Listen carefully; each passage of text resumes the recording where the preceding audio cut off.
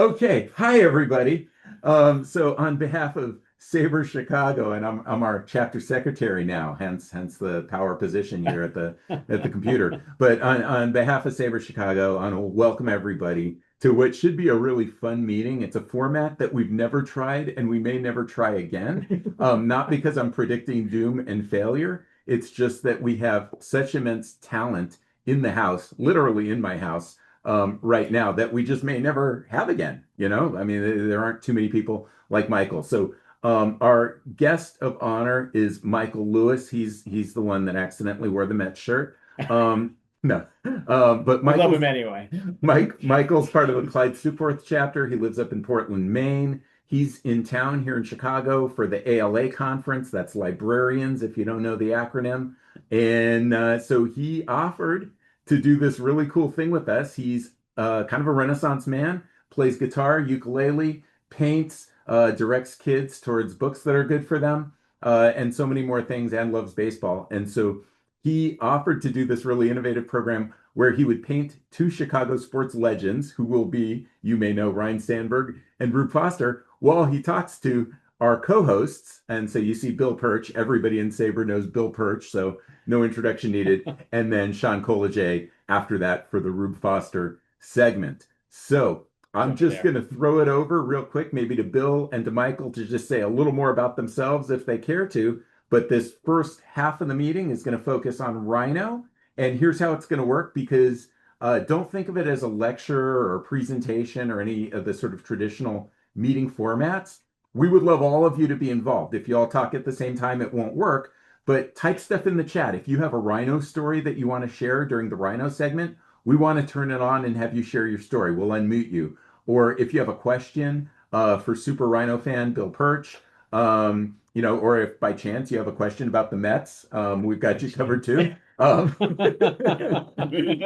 please focus on 69, 86, I guess 2000, 2015. 2015 was 2015. okay. Yeah. 2024 was even okay too. 2026, we're But gonna the Dodgers. maybe we don't want 2026 questions for this one. But It's but point is, use the chat. We want to get you into the conversation. But to sort of start things off, it'll be Bill and Michael talking Rhino a little. As Michael, who can not only walk and chew gum, he can paint and talk to Bill about Ryne Sandberg and all of you about Ryne Sandberg at the same time. I don't know how he does it. So, Bill, let me throw it to you. And Sure. okay. Well, it's an honor to be here tonight. I'm Bill Perch. I'm the chair of Chicago's Sabre chapter, and I'm honored to be here for the Sandberg portion. We'll get into that as the night rolls along, but he was my favorite player growing up. Continues to be, miss having him around, and we'll get into that. So again, please fire off your questions. Offer up Sandberg questions if you have art questions as well. We like to talk about that as well too, not just baseball. So. My name is Michael Lewis, which has already been covered. I've been illustrating for roughly 20 years. And I've been doing baseball illustrations for well, pretty much since the pandemic hit, and I needed something to make me happy. So here we go. I do have a Mets shirt on, but my love for I do have some love for the Cubs. Jason hooked me up with a beautiful Ernie Banks card a couple of years ago that I love very dearly. I loved Sean Dunston was probably my favorite Cub growing up, and I really enjoyed Mark Grace before he went to the evil Diamondbacks. And won a World Series there. The evil World Series. Perfect. So should we jump in? Let's jump in. Let's talk a little bit about artwork first. Who were some of the painters, artists that inspired you? Some of the painters that inspired me. It changes kind of by each year, by each age that I am. When I was younger, I really enjoyed like Salvador Dali because that's the thing that you like when you're a young kid growing up. Yeah. Like, oh, everything's so weird and funky. Marcel Duchamp. Then I went to school for illustration. I started really liking some comic book artists. I really liked Norman Rockwell. The painting that has Sukeforth in it actually is pretty amazing. But now, I like a lot of the sports card artists. I think my favorite artist that does sports related stuff now is actually El Santos, if you Heavy know J El Studios. Santos. Heavy J Studios. I adore Heavy J Studios and all the glitter that comes my way. I have an Ozzie Smith The and glitter I have a everywhere. Dwight Gooden, and it's lovely, and I'm very happy for both of them. I'm teasing. Sergio Santos. Yeah, Sergio Santos. Cool. So can you tell us a little bit more about the medium that you work with? So, And if you're oh sorry, as you're always using this style, do you dabble with other? I primarily use watercolor when I'm doing baseball work, although I do some relief printing. So I'll do lino cut or wood cuts, which is they're both kind of this one is an additive process, and then the carvings are a subtractive process. So it's kind of you're working the opposite way, but you're still trying to find the shapes that you're really enjoying and you can see in the face. But I try to build up uh build up with my lights being last here, and then I kind of take away my lights first when I'm carving something out. So it's kind of like the opposite sort of process. Okay. Bill, we got a question Great. from the chat. It's from one Michael L. to another Michael L. And the question is, Michael, do you plan to visit the Art Institute while you're here? And by the way, they have the Norman Rockwell Cubs painting, pretty new on display. I don't know that I'm going to have time because I am here for the library conference and I'm heading right out of town. Although, I don't know, I guess I got some time on Monday afternoon I could kill, so maybe I should go see that. But I don't know if they're open on Monday. But that would be a perfect segue if we can plug a future Please SABR do. Chicago event, Please do. as I do have this right in front of me. So speaking of the Art Institute, one of our chapter members, Bill Savage, who's a professor at Northwestern, is actually giving a discussion on Thursday, July 16th from 6 to 7. It is at the Art Institute. The event is free, but go online. You do have to register for the event, but we'd love to have people there. He's specifically going to be talking about Rockwell's painting the dugout, talking about other folk songs, sports media, and sort of talking about the Cubs and sort of changing their image of the lovable losers, but through artwork. And Bill, to be clear, it's not a Zoom, it's not a virtual. It is not a it's Zoom. Go to the Art Institute. It is strictly in-person go to the Art Institute. So we thought this was actually a nice little segue to actually to our chapter doing a little bit more with art. So baseball and art. So I think that's fantastic. So Beautiful. So cool. So tonight, obviously, we're talking about Sandberg and Rube Foster, but up to this point, was there a favorite baseball player or just athlete in general that you painted? That I painted. I did a pair of Roy Campanellas that I really enjoyed. I did a Hank Aaron in Indianapolis. I can't say Indianapolis, excuse me. Clowns jersey. And that was cool. My favorite though. I think my favorite piece that I've ever put together, I did three heads. It was a large piece, and I had Pudge and Which Pudge? Pudge Rodriguez, Miggy Cabrera, and Maglio Ordonez in it. And I really liked the way that came out. And I had them kind of spread out like this. It was like 18 by 24. One of those random Twitter connections, one of one. Does the Chicago chapter recognize that other Pudge? I mean, I don't know how that works. I'm wearing a Mets shirt. What do you want out of me? We're loose with the rules tonight. So yeah. Bill, keep it in the spirit of like kind of a casual, free-flowing conversation. Yeah. Before this started, just randomly, Bill told all of us at dinner a really funny story about the last time he ever met Ryne Sandberg. And I wonder if you'd be willing to share it with the audience. Yeah. So a few years ago, I had my 50th birthday, and my wife wanted to do something a little bit special, so she reached out to a bunch of SABR guys in the area, and they had found out that through Obvious Shirts, a company that's loosely affiliated with the Cubs, was having a special day where Sandberg and Andre Dawson were signing together at their production facility just down from Wrigley Field a little bit. So my wife and I, on one Saturday morning, were driving into the city doing something I had no idea.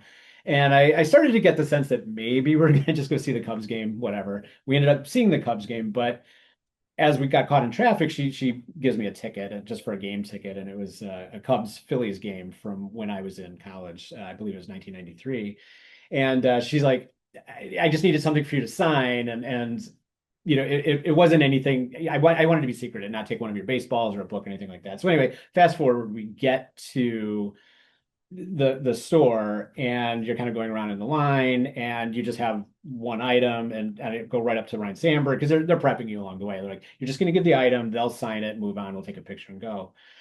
And so I get up there, and I'm one of the last five people, and I hand my ticket over to Sandberg. He looks up to me and he's like, so what's significant about this ticket? And I said, both you and Dawson went 1 for 4. You both homered, knocked in 3. Sandberg turns to Dawson and he goes, typical Tuesday. And they just started to laugh a little bit. They signed it, moved on, took the picture. And the guy from Obvious Shirts, who was taking the photo for me, he said, you're the only person that made him laugh all day today. And, fast forward a few years, that was the last interaction I had with him. So that was the last thing he said. So my wife, when we found out that Sandberg had passed away, bought me an Obvious Shirt that just said typical Tuesday. So just a fun little story. So. So some households celebrate Taco Tuesday. Right. In the Perch household. It's Right. a special occasion. It's just a typical Tuesday. Yeah, Typical that's what's Tuesday. awesome. So yeah. So interesting. So in particular with this photo that you're using as the base, why did you pick it? Is it the framing? Is it maybe the era, the uniform? Tell me a little bit about that.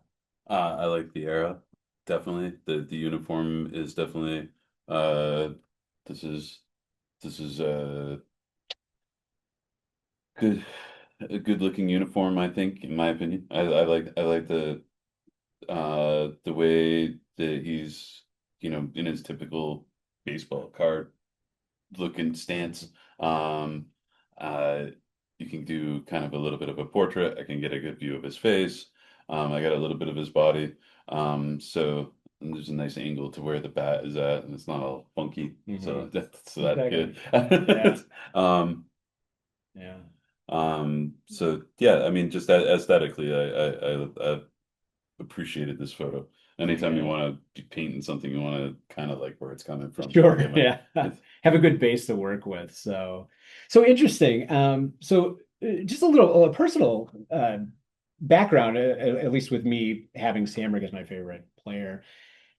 Sandberg comes over to the Cubs in '82, and after a brief stint with the Phillies, and kind of considered that throw in the trade, with the Phillies, and it coincided with when I really started to understand the game and really understand a little bit more about how baseball is played, what's significant, a little bit more detail other than just, the Cubs are my team and cheer for them. And it was fascinating because he was there really through childhood as I moved around a lot in grade school and high school. And he was on the Cubs all the way through college for me.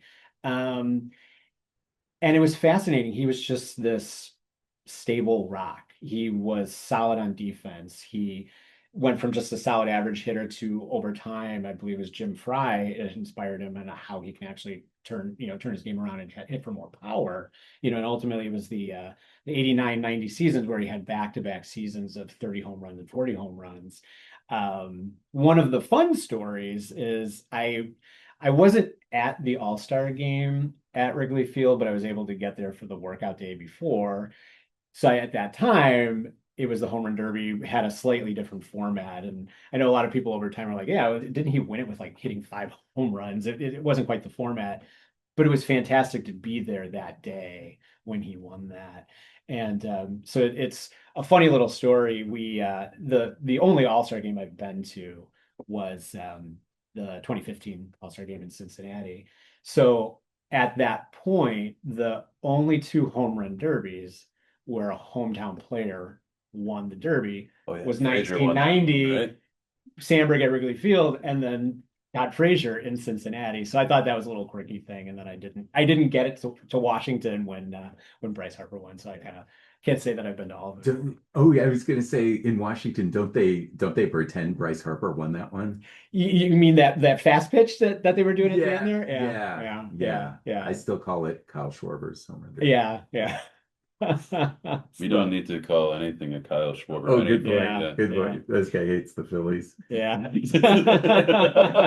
So we don't talk about that one hit that Sandberg had with the Phillies, right? So which I do think is interesting that some people do forget that he had that brief stint. He had one hit as a member of the Philadelphia Phillies. It happened at Wrigley Field of all places. So I think that's a nice little kind of foreshadowing of what was to come. And one of the props I have here is Sandberg's book, Second to Home, if you can see that over there by Barry Rosner. So it's actually kind of interesting because this ends with his first retirement, so it doesn't have the finale. I don't know if there was ever another edition with that. But one of the funny stories, just talking about transitioning over in that trade to the Cubs, everybody probably remembers the clubhouse guy Yosh Kawano, and Sandberg's going around. They're starting to assign uniform numbers for the new season. And Yosh asked Sandberg, he's like, what number do you want? And he's like, why don't you give me 14? And Yosh is like, it's up there on the flagpole. That's retired. Pick another one. Okay, 23. So, and I think his high school number was 19, if I'm not mistaken. So we've got that. So, yeah. So, a little bit more. Can you tell me a little bit more about how you use color on this? Because I know you're not doing a literal, you're kind of basing off of like mood and choice and other color for accents. So tell me a little bit more about how you work off of a different image, original image. I like to think of, so I don't love the impressionist work, but I love the way that they would use color as a way to communicate light and dark. Because especially with watercolor, I'm not going to go in with a bunch of black and muddy up the whole thing. So I like to think about some dark blues for my darks, or I like to mix my maybe like purple in with my blue and kind of make it recede a little bit. So like in the area on the hat there, I might make it recede with a little bit of dark purple. It's not blue, but it's close. When you look at it together, your eyes could sort of mix it together. It ends up feeling like it's blue. So I like to think about things in that way. So value, color as value versus color as only what we see in front of us. Frankly, that kind of bores me a little bit. So, but that said, I mean, if I'm Craig Kneedler, then I can do that and also communicate color and value, and I'm like godlike. So I hope we can all agree on that. when you talked about how like the actual color we see in front of us bores you, it reminds me. I saw like a 10-year-old the other day, and he was wearing a T-shirt. It had like a video game controller picture, and it said, "I went outside once. The graphics sucked." I got that T-shirt for my son once. Well, on that note, I feel like I should maybe share one of the items that I brought today. Yes. And so I had recently been cleaning out some of the boxes and totes in my basement, and I happened to hit a tote that was just old school notebooks, research papers, things like that. And I had one folder that I remembered that had a lot of personal baseball memorabilia. If there was a program for a tournament that my high school team was in, or a pony league team and things like that. And I don't want to say I forgot about this, but I couldn't remember exactly where it wound up. But really to go back to my early days, so this would be from 1982, where on the inside, and there's probably no way you're going to be able to see this here, but I started jotting down the Cubs roster as I knew it. Made sense. For some reason, I have the pitching coach as listed in that, but it has Larry Bow at short, Keith Moreland. I have him set catcher and left, Durham, Scott Fletcher, Jay Johnstone. Bill Buckner is bold, as he was technically my favorite player until Mr. Sandberg started to pull away. But in terms of miserable art, there is me drawing Pac-Man in 1982. So we've got that, and even uglier is my Donkey Kong illustration. And Dodgers are and the Dodgers, while they won the World Series, according to me, they are world champs. So the H was optional apparently. So I'm going to ask each of you a question, and again in the audience, if you have a question for either Bill or Michael, or like maybe you met Rhino once, or you went to a game where he did something awesome, or maybe you went to the game where he went 0 for 5 with 4 strikeouts and it didn't do a double play. Like, type it in the chat and we'll get you on the mic. But, exactly. But my question for the two of you, I'm putting you a little bit on the spot. They didn't know this was coming at all. So in the spirit of friendship between our chapters and our teams, right? If we just sort of forget a little bit about 2015 and LCF. This is my last glory. I was at game 3. Let's go Immaculate Grid, Cubs, Mets. And then in each case, maybe each of you give me your player where you're not looking for rarity. It's just a player you like who played for both teams. And then maybe also go with kind of a stretch, like some random guy that people will be like, oh yeah, he played for them. Honestly, with that question, the first person I thought it was Anthony Young. He had, what was it? How many games in a row did he lose as a pitcher? 19 something? Something like that. It might have passed on to 20. Like, for some reason, he's the first person that hit me. All right. So I think he got up to 23. Ooh, damn. Yeah. he should favored. No wonder he played for the Mets. They signed him afterwards, right?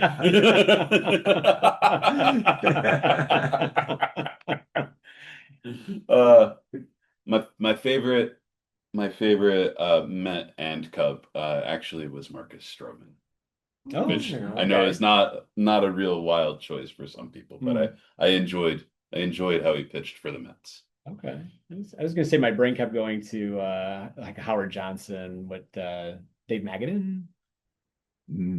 Hojo was on the Cubs. Hojo? Yeah. I remember him as more. I'm from LA. I don't really know this stuff. Briefly. Yeah. Briefly. Savor me, folks. Yeah. I kind of feel. Oh yeah. Who's your grid pick? And please don't pick mine. I love mine. Oh, for Cubs, Cubs Mets? Yeah. That's where I was going, Anthony Young, because I was hoping that'd be a little bit more rarity score on that one. Yes. So my rarity score is Don Zimmer.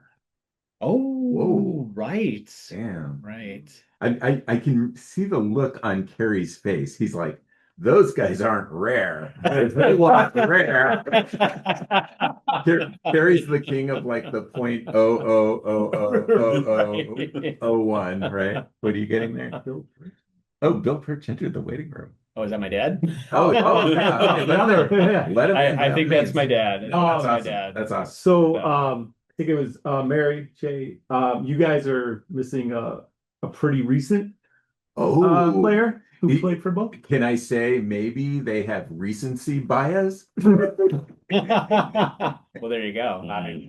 So my twist on Immaculate Grid, which is why I'm so bad at it. In fact, Michael and I last night stayed up till almost midnight doing like the last 6 or 7 Immaculate Grids until we finally got one 9 out of 9. We would have had 9 out of 9 before that, but we kept trying to get good answers. Yeah, we were getting you can reset it, right? But being a baseball card guy, I feel like if a guy has a baseball card on both teams, that should count whether he played or not. So for me, Cubs Mets, I always think of Rogers Hornsby because he has a coach card on the Mets. It's not officially licensed. It's called the James Elder postcard. But yeah, so he's my go-to. Which is why I get no points. I should know this. Did Dunston? He did. Yeah, he did. So yeah. Other than just being a favorite of mine, he is incredibly versatile in Immaculate Grid. So check him out. What is it? Yeah, Cubs, Giants, Cleveland, Mets. Not just a rifle of an arm anymore. Yeah. Yeah. Yeah. Well, and actually, speaking of Dunston, after Sandberg had passed, it was really interesting to hear Dunston come out and start telling stories and really kind of being an ambassador for that era of really learning under him. And because a number of years ago now, Sean and I had a chance to meet Dunston at that one private get together, and just the stories he was interviewed later. It wasn't a part of that evening, but some of the stories that he talked about coming to the Cubs as sort of a young, kind of brash kid. And he was like, yeah, he's like, the two team leaders here are Sandberg and Dawson. And he's like, they're great players, but they don't talk. He's like, I want to talk. And they're just looking at me and saying nothing. And one of the funny stories that Dunston actually shared about Sandberg was they were, just in the infield, and he was always talking about Sandberg. I will call you if you need to get the pop up, we'll call it. And he said there was just this one pop up randomly, and he's like, clearly Ryne was going to go get it. It was in his area, and he's just like, John, that's you. And he said he just freaked, and he's like, oh my God, I'm going to drop it, I'm going to drop it. He made the catch. But it was funny how he's really turned into that sort of team ambassador for that era, and really speaking for on behalf of Sandberg. So, and it's actually funny too. I mean, you mentioned that my dad just logged in, so he probably doesn't know this, but he, in terms of Sandberg, probably did two of the coolest things that he's ever done for me related to Sandberg. When he retired the first time, it did come out of the blue. It was right before the strike that hit in '95, and I was in college, home, for the summer, and had worked my pizza place job. I probably worked until 2 a.m, so I'm just sleeping, and my dad's getting ready to go to work. And I'd always have my door closed, and he just busted into my room, and he said, "You better get downstairs. Sandberg retired." And I'm kind of like, "What are you talking about? What are you talking about?" And I remember going downstairs. We had WGN on the radio in the kitchen, and I remember Ron Santo specifically was on, and the radio personalities on WGN at that time, they were like, "Did you see this coming?" And kind of. I'm horrible at impressions, but to do an impression of Santo, he's like, I don't know, I didn't know it was coming, and all that. We're shocked, we're amazed. I don't know what's like behind it, So there was that, and just the fact that he knew that Sandberg was my favorite player. That it's like, I got to wake you up. Like, history's happening. But the one moment that I do like to call out, so Sandberg comes back for those final 2 seasons of '96 and '97, and he made it very clear after '97, I'm done. Baseball's over. And my birthday is on September 20th. And September 20th that year was a good day. Day after mine. Oh, fantastic. So on September 20th, they had Ryne Sandberg Day at Wrigley Field. It was a big, roll everything out. And I went to that game with my friend. And my dad, he's like, oh, do you want to go see Sandberg on your birthday?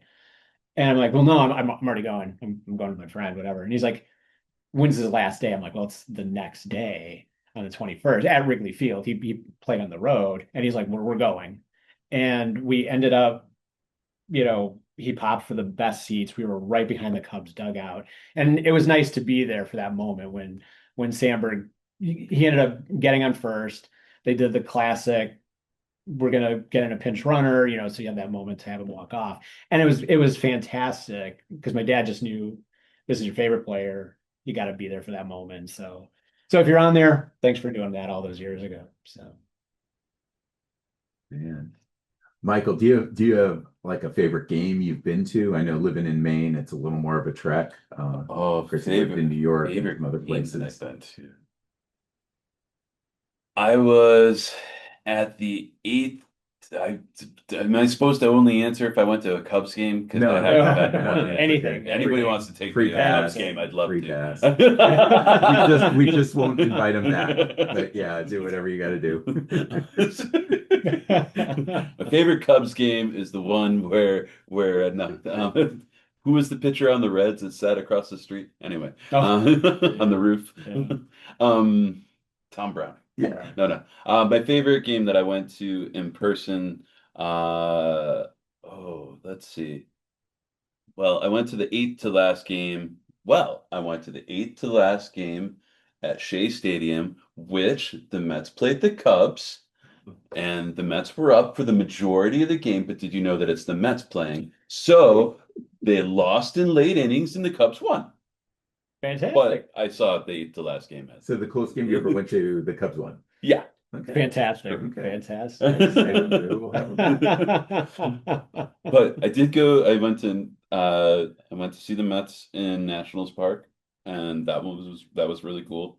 I saw Noah Syndergaard, who was that time was cool before he started saying stuff recently. And he ended up beating the Nationals. And that was fun. It was Pete Alonso's second season, and he went nuts in the game. So that was a good game. But yeah, I don't know. I don't get to see many games. Sometimes I make it down to see the Red Sox. I do have the Sea Dogs in town, so every once in a while I get to see something cool. Do you have any specific memories or just general thoughts about Sandberg himself? So I did, growing up in the late 80s, early 90s, I had two stations on which I could watch baseball, even in the state of New York, and that was WPIX, and TBS. I think it's WPIX. Isn't that the Chicago one? WGN. WGN. Thank you. Sorry. And so I would come home and I would watch Cubs games in the afternoon. Although, like I said, I liked Dunston. I liked Grace when he was coming up. But I mean, Ryne was there and he was always awesome to watch too. I mean, they had a good lineup at the time. I enjoyed them. And I watched a bunch of Braves games. So, I watched Greg Maddux and then I watched Greg Maddux. Yeah. Yeah, well, it's funny you mentioned Greg Maddux and coming up with the Cubs. The unfortunate thing, so I was at the game where Eric Shaw hit Andre Dawson in the face, and that was my first baseball fight and all that. The disappointing thing is Sandberg wasn't. He was hurt at that point in time, so the Cubs second baseman was Paul Noche that day. But I remember Greg Maddux started that game, and I remember I went with my dad took a couple of my friends, and I just remember I was so disappointed because I wanted to see Sutcliffe pitch. And here in retrospect, it was probably more significant that I was actually seeing Maddux get the start on that one. So yeah, I do wish that I had gotten to see Maddux in person. That's it's nuts. Yeah, One of my favorite players of all time. So yeah, it's interesting.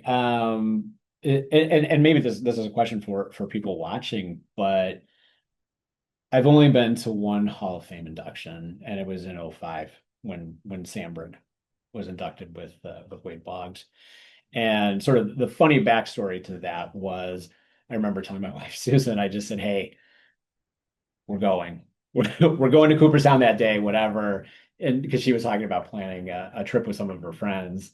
And she's like, and I said, whatever you do not touch the last week in July. And she's like, don't worry. We wouldn't be looking at the time anyway. But anyway, she comes back to me and she just said, yeah, we booked that girls trip. When is it? It's like, oh, it's like the second to last week in July. I'm like, okay, so you're going to go to the Grand Canyon. We're instantly going to go drive to Cooperstown. So, but it was fantastic to be in Cooperstown for that. And I'd love to know people's impression of his speech that day. Because so many people actually refer to that one as really speaking for the integrity of the game. And it was really a public calling out of like the steroid era. And it's been interesting because Sandberg was always known as the just shut up, don't speak guy. Just play the game, be level-headed.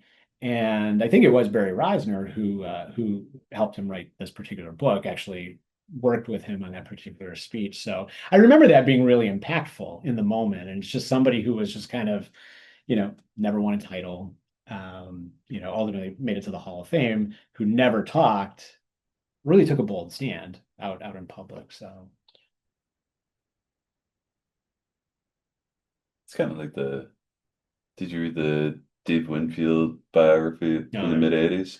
So, I mean, granted, there's some stuff in there about the contract with Steinbrenner and how that kind of went sour, but he had some things to say that were really kind of interesting. And I mean, I think when he was younger, he was kind of known for being a little bit more of a loudmouth, but as he got older, you heard less and less from him.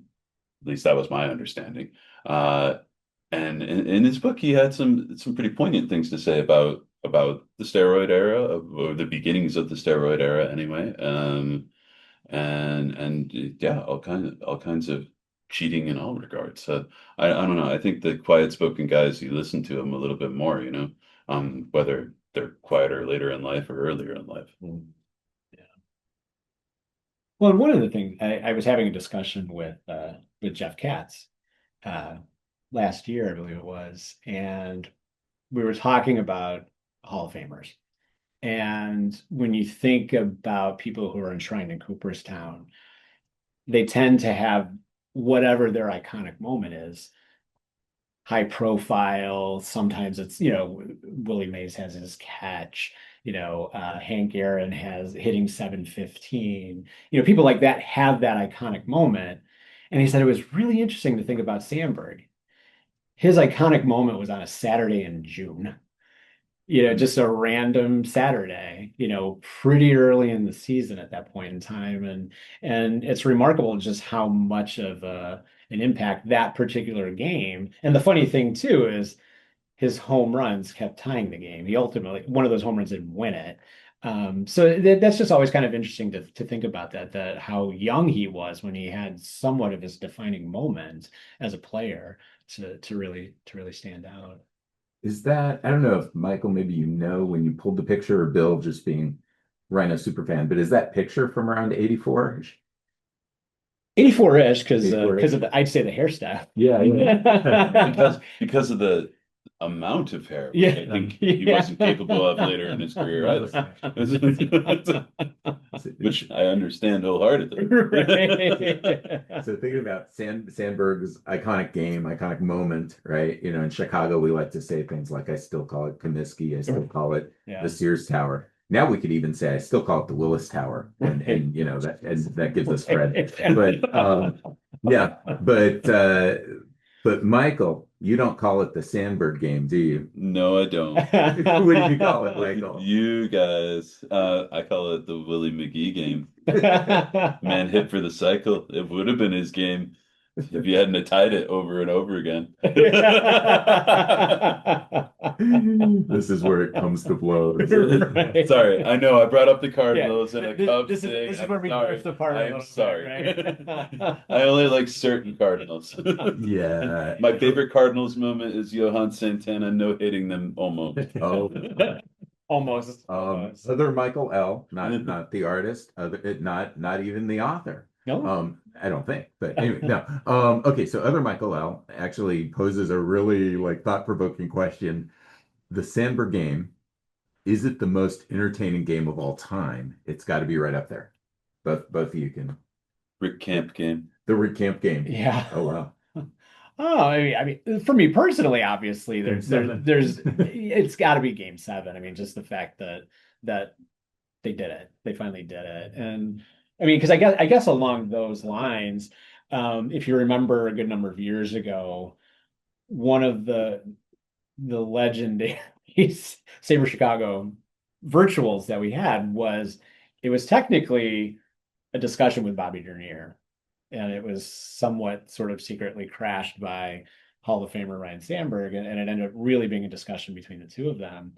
And I was blown away because we opened it up for questions. And what is it the best question? I don't know. But I just posed it and I just said, okay, 84 Cubs versus 2016 Cubs.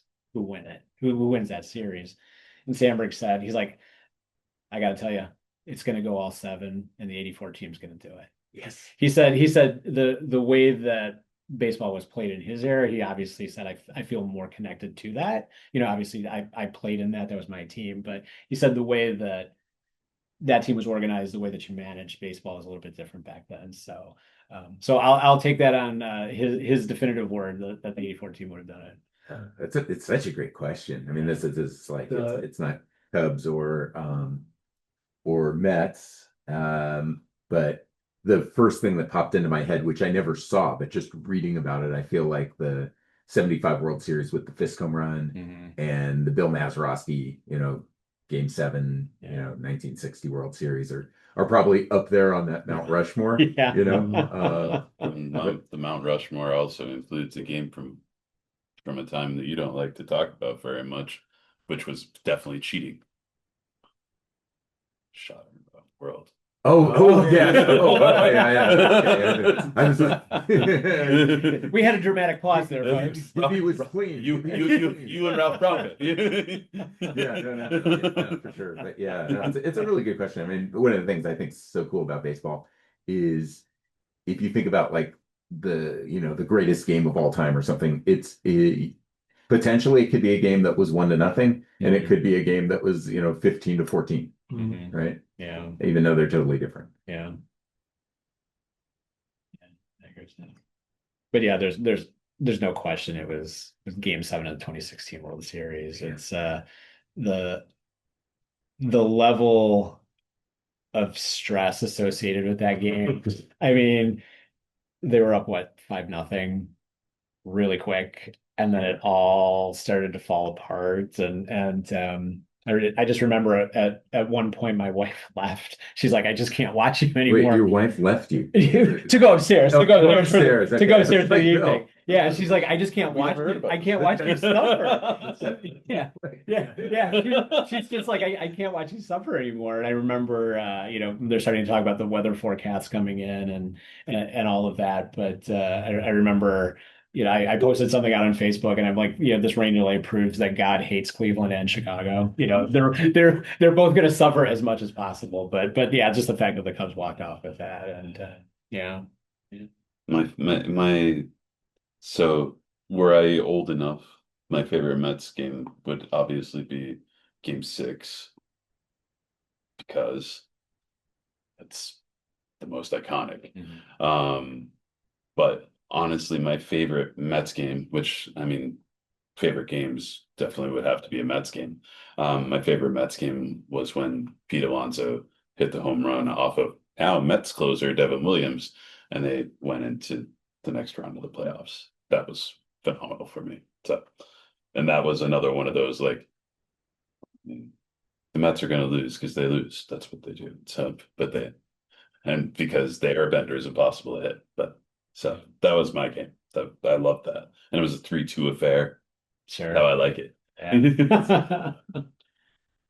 Well, if we could talk a little bit more about art with your style, how do you know when it's finished, when a piece of work is finished?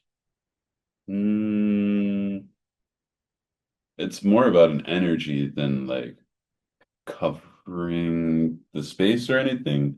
So does it have the energy? Does it meet like the atmosphere of whatever image I'm looking at? And then honestly, what am I trying to communicate with that image too? Like, what do I see in the image that may or may not be there, technically speaking? So I like to have enough detail where you can tell who it is. I like to leave enough of leave it open-ended enough that people can kind of deliver their own story about it, right? So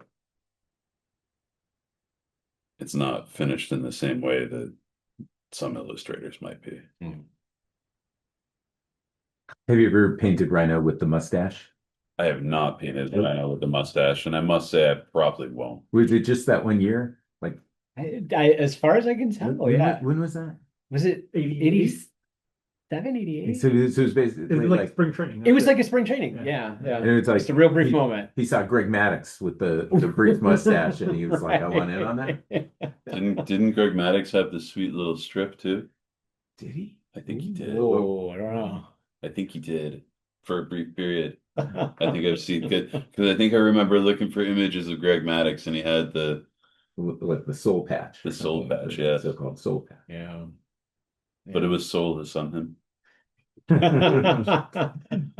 I'll tell you guys a funny thing about Greg Maddux. I don't know if I ever told you this, Bill. So a friend of mine, his father grew up with Fergie in Canada, like on the same block, played sports together, did all that, So they're actually buds still, lifelong friends.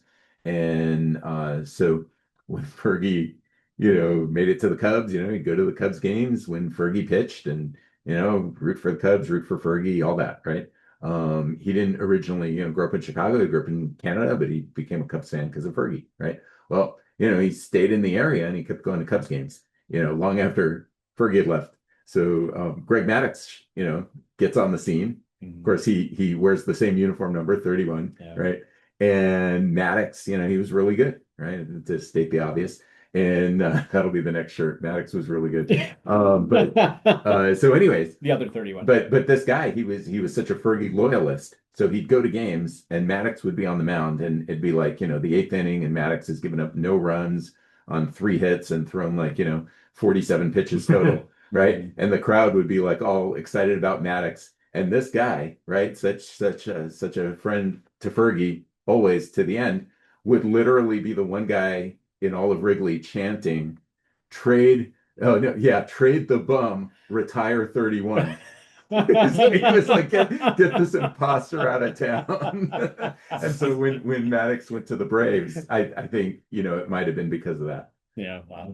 Well, it's like there was that one guy that didn't want me around. Trade the bum. It inspired management to move me. Yeah.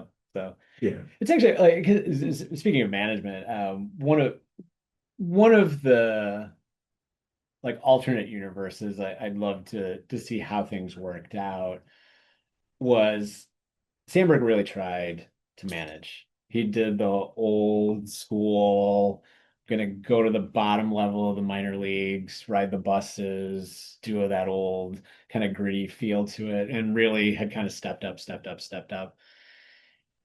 And when it comes time to really take that growing Cubs team, they go the Madden route, and Sandberg never gets his opportunity with the team. I would really love to know, had they gone Sandberg, how does he lead that team? Because he'd always talked about a number of the players that were going through the system at the time ended up being World Series Cubs. I know Starlin Castro wasn't on that team, but I remember that was a player that he saw come through the system. Ultimately, when he briefly manages with the Phillies, it didn't go great. But it would have been that's an alternate universe I would have loved to see, just at least how Sandberg could have guided that team down the road. So and really get a sense too on like what he really felt like. Did that sour relationships with the team at that point in time? And because it seemed like he was doing everything he needed to do, kind of treated managing as he did a player of all the stuff that go along. So I mean, we'll never know, but one of those things I think about. Doesn't it seem like so much though throughout baseball history, like the better the player a guy was, like the less successful he is as a manager. I mean, I'm sure there are like a few notable exceptions. Sure. You know what I mean? But a lot of times when you see like the Hall of Fame player manage, they don't do that well for some reason. Yeah. And then like, Bruce Bochy, like wins 4 World Series in Right. in a decade. It's the catchers, right? Yeah. It's That's always true. the catchers. Yeah. And I don't, Mike Scioscia. Yeah. I mean, of course, Gil. if we think of the Mets' first 2 pennants, right? We have Gil Hodges and we have Yogi Berra. Yeah. So I mean, Gil Hodges is not a slouch by any chance. No. Right. Yeah. Right. Yeah. And Dusty Baker, I mean, he's had success. He gets knocked a bit for some of the Well, postseasons, but I mean, overall, one of the most successful managers Frank ever. Robinson And really good. did Yeah. okay, didn't he? He wasn't. I would say for the Exactly. most part, his teams did poorly. Yeah. Throw it in the chat if we're missing it. I'm sure we're missing Who's the obvious person that we missed? Yeah, I I'm not from the 19th century committee, so I have no idea if Connie Mack was a good baseball player back in the day. Right. I guess So John there was a McGraw, spring training Yeah, game that's- in 2015. Actually, could we? What's that? There was a spring training game in 2015 where Sandberg managed against Paul Molitor. Whoa. And okay. something here says that they were the first 2 to manage against each other after being elected to the Hall of Fame. That's Really? pretty cool. So there's the challenge. Who's going to write that Saber Yeah. game story? Yeah, Yeah. or an immaculate grid when it's like managed against another guy that was already in the Hall of Fame. So, There you go. so not to skip ahead, guys, but the obvious answer could be Rube Foster, Oh, right? I mean, he was just a stud pitcher, and then he managed it, you know? Yeah. And I mean, Jim So- Torre was an MVP, Yeah. right? And then obviously won some rings. Yeah. You know. Mhm. Well, and I instantly I thought of Davy Johnson as Davey kind of Johnson, a former 40 home run guy. I think you were dismissive of the 40 home run. there we go. There we go. I'm gonna be Ryan, honest with you, I didn't know he hit 40. It's only the one season. your screen didn't freeze. I was just like, what? They talked about it on a Mets broadcast recently. Okay. I was like, hey, really? I think he was with the Phillies then. It wasn't a Sandberg moment, but Mark Grace ended up getting a game-winning hit. You mentioned Mark Grace being a favorite of yours. Cubs Mets 89 at Wrigley Field. You know, Grace gets a game-winning hit, and then you see the Mets go, the camera goes into the visitors' dugout. So you see Gary Carter come down, and I just remember he kind of flips up the mask, and Davy Johnson just turns to him like, what was that? And Gary Carter just kind of walks up like, I don't know, this is game over or whatever. So just kind of an interesting, nothing to do with Sandberg at all, but totally Grace, and that kind of took me that route. So You know, if we want to, you know, stick with the Cubs, Bill, very successful player / manager, Frank Chance. Yeah. Right. there you go. There you go. I feel like if he was player manager, though, I don't know if it counts. Well, yeah. Right. I was thinking of Charlie Grimm and Can you imagine though? Like there must have been a time like Davy Johnson was like barking at Darryl Strawberry, and Darryl's like, you know, what do you know about hitting home runs? And he's like, well, I've hit more than you. And you're like, no, hold on, no, you didn't. And then it's like, read the baseball card, read the baseball card. And then Darryl's like, 43 home runs. Okay, Skip. There we go. I don't think Daryl.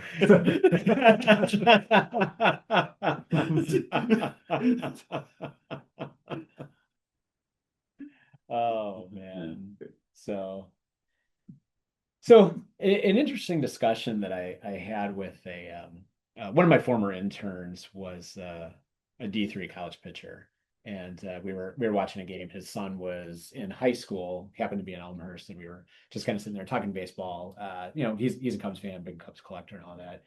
And we were talking because it was just after Ryne had passed, and we were talking about, you know, the Cubs don't have a fantastic legacy of World Series winners that are team ambassadors or anything like that. Just full disclosure, I can say that. But it really, for me growing up, it was always the 69 team were the individuals that you looked up to, you know, from that prior era. And then it kind of transitions over where, you know, you had the 84, 89 team, and 69. We talking about cats? I was gonna say I walked right into that, right? Yeah. But we were talking about like the team ambassadors, and you know, in the recent number of years, you know, we've lost Ernie Banks. You know, he obviously Mr. Cub and was sort of the go-to at every event. And you know, we've had, you know, we mentioned Fergie, we had Billy Williams, we have you know, Rhino was a part of that in that mix, and Santo, and you know, Santo's gone and Banks is gone, and we're really down to Fergie and Billy, and they're up there in age. And what we were talking about was how Sandberg was supposed to be that guy that was going to, he was of our era, you know, a player that we looked up to, and that he was going to transition on to the, you know, the next, and sort of be the person that even like all the 2016 players looked up to, and you know, he's our guy. And we lost that.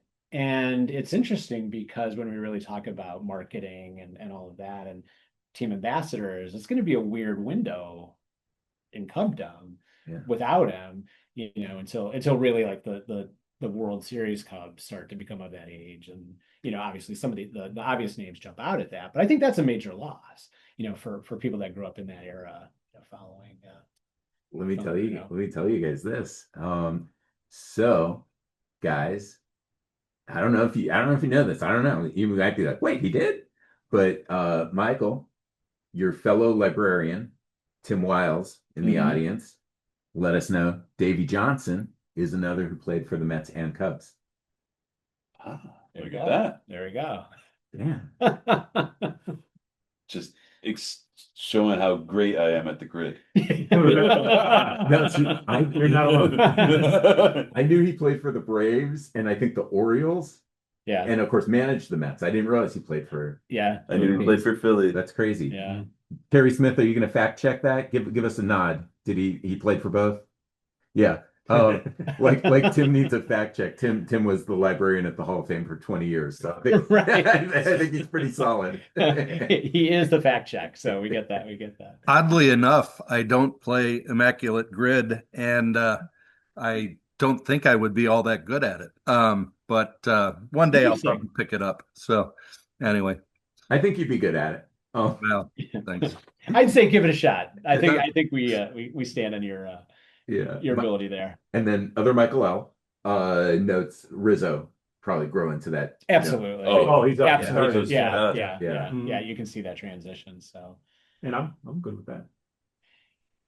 yeah, it's really the logical choice, and I agree. Like with that move into broadcasting, being visible around Chicago, around the Cubs, it's clear that that's where that's going to go, and there's no question that he was really the foundation that team was built around. He's got such a jovial personality anyway, too. Yeah. You could see him when, like, if you watched like a Cubs spring training game, I remember he was like talking to the kids and whatnot. They were coming up like the year before he was left and went with the Yankees. Like he just seemed like a class act. Mhm. I like Rizzo a lot. So what are your thoughts? How do you feel? I don't know. How do you feel? Love it. You're the Sandberg guy. Tell me. I love it. Tell me what's up. I love it. I like the style. I like the use of color. I like the way that it's framed. I like how you call out certain things, like the Red Sea really stands out. The hair gives it as a good We got- throwback. A little closer to Yeah. the audience. Yeah. All right. Yeah, Sorry about to that. the audience. Yeah. Yeah. And I like the pose because it kind of gives you that sense of like calm and how he was always in control. So I'm loving the direction it's going. Yeah. What do you think, audience? What do you think? Give it like thumbs up, thumbs down, thumbs sideways, thumbs no. Yeah, okay, we're seeing thumbs up. All right. Gigantic Okay. hearts Okay. going. Okay. All right, cool. Amazing. All right. So I'm just gonna do a couple more kind of highlights here. Pull out a couple of little dark bits. In this time, I have. You do baseball cards, right? Sure. You're a baseball card guy. Sure. Okay. I want you. And you can think about this a little bit, and crowd, you can think about it a little bit too. I want to know. Can you name like maybe 2 or 3 favorite Ryne Sandberg baseball cards? 83 Tops, Donnerson, Flair. There you go. No, well, that's a great question. Out of those 3, is Yeah. it Tops? Like, so we're talking about his rookie card, right? I'm assuming everyone. Yeah, but it's Fleer where he's wearing the blue, right? Believes. I actually love that pose. It's So Tops is like very Smurfy blue, like not just him, but like the whole card. It seems like very blue, yeah. and he's in kind of a batting thing going Yeah. on, full body. Lear, I'm going by memory, but Yeah. Lear, I believe he's like kind of running. Yeah. Yeah. Yeah. And maybe wearing more grayish or something. And then Donruss, I think, is what's he doing, Donruss? Is he Shoot. swing? But Yeah. can I submit for your consideration? I don't know the year. I think it's 93 Upper Deck. There's one where he's like leaping in the air with like, his gloves super high Oh, to make a snag. That's like it's Yeah. worth a look, whatever the name that is. Is it 92 or 93 Topps All-Star there we go. card where he's at second and he's up high and about to throw to first on a double play too. That one's super Yeah. sick. So there, That's he's yeah, got the flu. yeah. So the one that I Yeah, think so is he's wearing iconic. blue and running on the Fleer. Okay. And then the Donners, yeah, he's just bad. But Yeah. my Yeah. favorite Can you pull up the Fleer? my favorite Oh, that's Sandberg Donners. Yeah. Oh yeah. Sorry. Yeah, Yeah. let's put it on camera. Yeah. It's Yeah. Yeah, a gem mint one. Yeah, just make sure it's.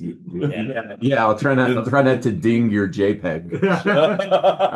I'm so bad at this. What am I I think doing you gotta wrong? go up. Up, I go up. there you go. Yeah. There we go. That's That's the the Donruss, Donruss, yeah. ladies and gentlemen. That's the Yeah. Donruss rookie. And the flares in the Yeah, can you go to the message flare? board. Oh, the flare's in the message board. It's in the Yeah. chat. Yeah. The flare's in the You chat. don't have- I'm the one person who can't see the chat right now. All through the blue. It's that one. Yeah, That's the okay, one that there's yeah. the flare, Bill. That's the one I There's like. the- Yeah, that's my that's the favorite. one you like, yeah. Yep. I like Yeah. the 85 All-Star card. Mm. Do you know that one where he's I believe he's hanging on the net and got the bat over his shoulder, I believe. But that's a good pose. Yeah. And then that I think it's There it nice. brings up the Yeah. 90 score. Yeah. Yeah, 90 score. It looks Well, what more did that the one look like? statue. It Oh, looks more like the It's, statue. I think that's the If- pose. Could be, It's- yeah. If we move a single computer, we won't be able to like Yeah, we can. do any of this. Yeah, yeah. It may lead to mass technical difficulties right now. So yeah. I think we have to bring up the Red Lobster card, right? Yeah. Which Like, thank did he you have to a Rich Drake's card? that I now have that. Did he have a Drake's card? Oh, He must sure, right? I think he does have a Drake. I think he Yeah, has a Drake. I think he has a Drake. We're sending out, yeah. Well, but speaking of the statue, though, I do appreciate that he opted for a defensive stance because that's what he said that he'd always had the most pride in. Talking about like the flip up, glasses and all that. Playing in Wrigley Field. His early portion of a career without lights and just staring at the sun. So I've always appreciated that he had gone that route with that sort of being the, memorial to him at the ballpark. So. This is if this were like a podcast or something, there'd be liner notes or whatever, but it's not. So I'm just going to interrupt to say, so Carrie sent. We talked about this at the beginning. Carrie had mentioned the Pirates baseball card where they airbrushed a number 21 on a guy. Okay. So yeah. So Jackson Wolf up. Down. Yeah, sorry. So you can see the 21. Now, was that like I don't even know the tradition, so I'm just being ignorant. But could it have been that it was on Roberto Clemente Day and everybody got to be 21 and they just kind of did that, or Valid question. it was just Never wore that jersey. no okay. Airbrush. Oh. Was there Oh, was there a number at all then? So it wasn't even a Pittsburgh jersey in the photo. Right. It's not even a Pirates jersey. So they're just like, hey, we want to make this guy look like he's on the Pirates. What could we do? Let's give a jersey that says Pittsburgh, and 21's kind of a fun number for a baseball player. It's a fun. Wow. Well, 39 was taken. Wow. Next time I go to Pittsburgh, because I love going to Pittsburgh, I want to wear a Pittsburgh jersey, Pirates jersey, 21 on the back, but then Wolf. I wouldn't actually do it, but just it would be very irreverent. I wouldn't. He'd like to go home that day. Yeah. But... or actually, because I got it. People will be like, "Oh man, the great line. You went to the museum." I'm like, "No, I'm a Jackson Wolf fan. That's all." Yeah, that'll go right down with the day that I wear the Bill Buckner jersey that's Mets. Oh, ooh. Hey, Bill's favorite player was Bill Buckner. He was Back bold. He was Back bold off. on that. So Bill, you want to talk about that ball quick? yeah, actually, really quick. So the first time that I actually managed to get Sandberg's autograph was, and I can remember it. It was June 17th, 1988. Because I remember it was the last game I went to before the lights were fully installed. So you can't really see it, but he was the first signature on this ball. And we were waiting around by the old Cubs parking lot, players lot. And I remember originally it was Dave Martinez came out, and I was trying to run to get him. I was just going to get anybody that came out and a blue pen, missed him, whatever. Kind of stepped back a little bit. Then Sandberg immediately came out, so I was perfectly positioned. They were moving the kids away who had just gotten the autographs before that, and he signed it. Fantastic. Then the next person that came out was Mark Grace, who signed it right below that, and that's Grace's rookie season. So he's really just up and coming. And my friend Tony, who may or may not be on this chat, But he's like, I don't have a pen. So I gave him my blue pen, and Grace comes over to sign his ticket. He reaches out his pen, draws a huge, just a gigantic blue line up Grace's arm, and he's just like licking his fingers. And I'm like, you could have like given him ink poisoning or something like that. Yeah, but it was just kind of a funny story. But I ended up having, Sandberg signed this, Grace signed it, Jack Brickhouse, Ernie Banks, Billy Williams. Santo didn't sign this one, but I decided to continue adding on. A little bit older, I had Andy Pafko, but then I had people like Mitch Williams sign it, Keith Moreland, Les Lancaster, Dave Nelson, the broadcaster, Al Nipper. So I certainly embellished just the Cubs great. Scott Bullitt and Ozzie Timmons were on there too. So going back in time, I probably would have just kept a Sandberg autograph on that one. But yeah, fun little story. So June 17th, 1988 on that one. Nice. All right. Guys, I think we're getting mighty close to Rube Foster time. I was going to say, this is looking really good. No, we're so packed in tight here. Are the two of you capable of switching seats? I think we are. Yeah, we'll figure it out. I'll finish Rhino's wrist, and you guys can Wait. figure out how to maneuver. I was gonna say this would have been perfect. We could have like worked out the technology to do sort of like the Bewitched, ring, and then like somebody like miraculously appears in there. There's your Bewitched. Can we get the Johnny Carson music going, please? If I were 2% smarter, I could probably be like, oh, stay where you are. Let me just do this on this computer and this on this computer, and we're good. But sorry, I'm not 2% smarter than I am. Nobody is when you think about it, right? No, okay. A lot of people are 2% smarter than me. I mean, nobody's 2% smarter than they are, is what I'm trying to say. So I think you guys will just have to do your best. We're going to old school, and we're just going to pass each other here. No, it's been a pleasure joining you this evening. So yeah, it's basically picture tightrope walkers, like when that guy, one of the Walenda guys, was downtown. That's about how the degree of difficulty of these guys navigating around the table. And I shall now proceed to paint the second one while pulling off a flying Wandela routine. Well done. And then put your Rube Foster canvas exactly where your Sandberg one was, or nothing will work. Oh no! Now I'm going to paint this Rube Foster while looking at the Ryne Sandberg reference, and we'll see what happens now. Yeah. Okay. So let's have and we've had some new joiners too since the call started overall. So let's definitely, Sean, have you introduce yourself a little bit. Definitely talk about the times you met Rube Foster. Yeah, definitely. This will be, this is going to be a little different. But yeah, Sean Cloje. I'm treasurer of the Chicago chapter. Yeah, that's about it.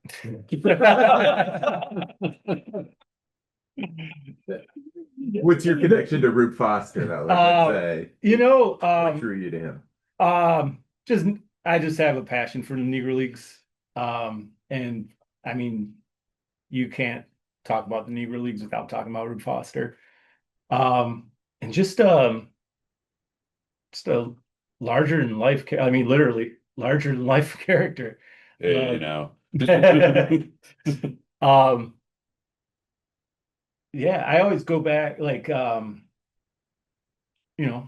all in SABR, and my passion is baseball research. And he just opened doors to me that I didn't know existed. Unfortunately, he ended up in Kankakee State Hospital.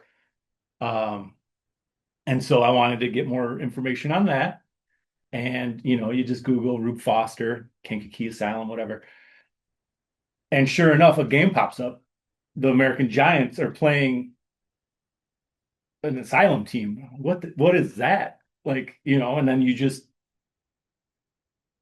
keep going. There's a whole state hospital, I don't know, from like early 1900s to like 1910. They just had baseball games, and they would play, barnstorming teams. It was just awesome. So he just kind of always pops up in all my research. I mean, granted, a lot of my research is Negro Leagues research, but were the teams made up of patients or like hospital staff or both? They bring in ringers. Okay. There's some SABR articles. There's forget where, somewhere in New York. Well, you're more Maine, sorry. We've been talking about the Mets. This was just Yeah, they Once a New Yorker.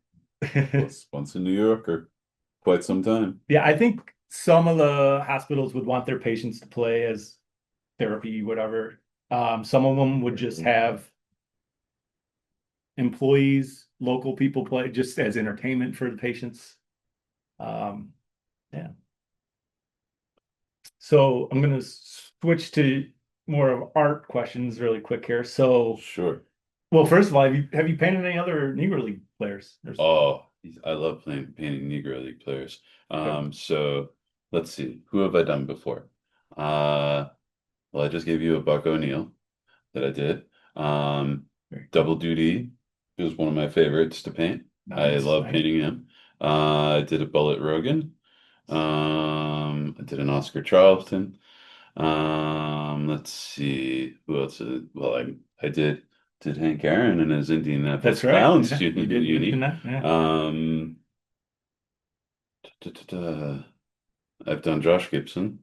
Everybody's done Josh Gibson. I don't think you're an artist and you have a pulse. I think you've done Josh Gibson. I think I've done some other guys too, but I am blinking on them right this second. Some heavy hitters you just mentioned, so it's pretty good.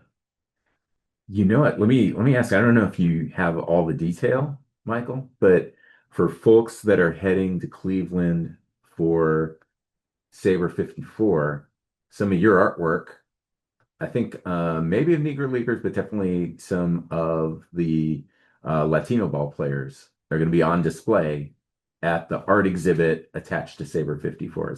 That's am I true, saying yeah. it mostly right? I think Anthony might be on this call, so he He might probably want to give you speak up, much better details give us than I better could. infomercial. But you'll have like 3 pieces, something like I that. have 4 pieces. I have one of the Almendares Park.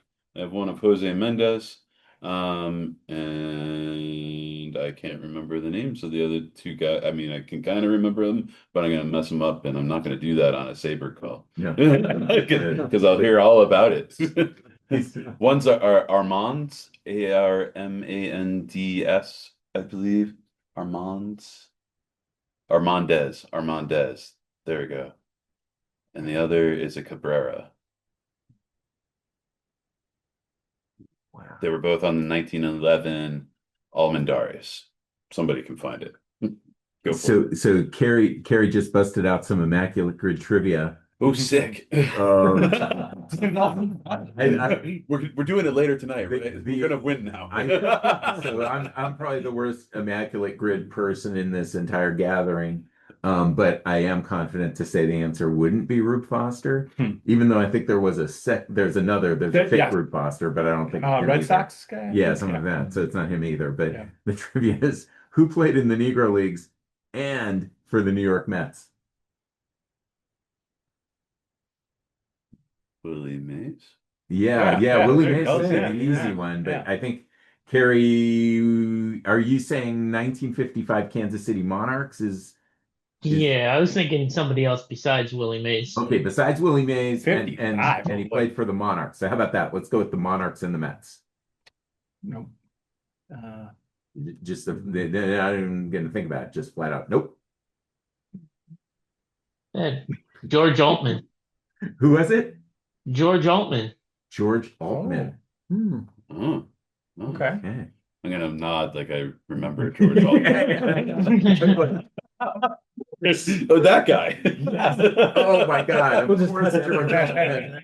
Of course, George Altman. And now I'm like, George Altman. Is it M-A-N or E-N?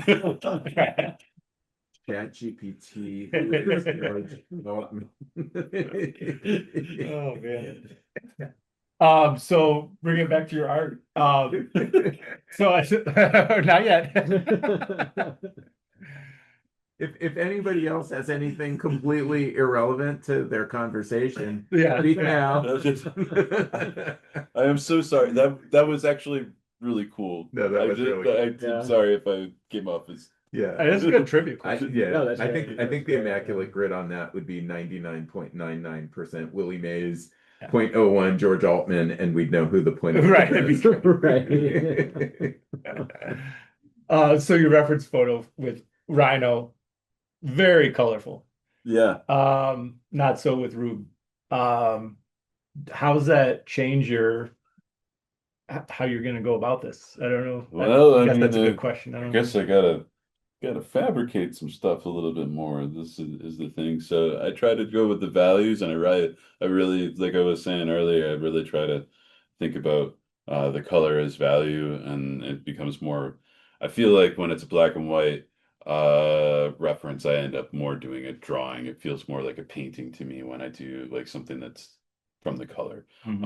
So any of those old black and whites, even when I had to do Lou Gehrig, and I mean that ended up being basically a drawing, you know. So I kind of I try not to make any super bold colors, and if I do, then it's just for a light on the person's face or on their shoulders.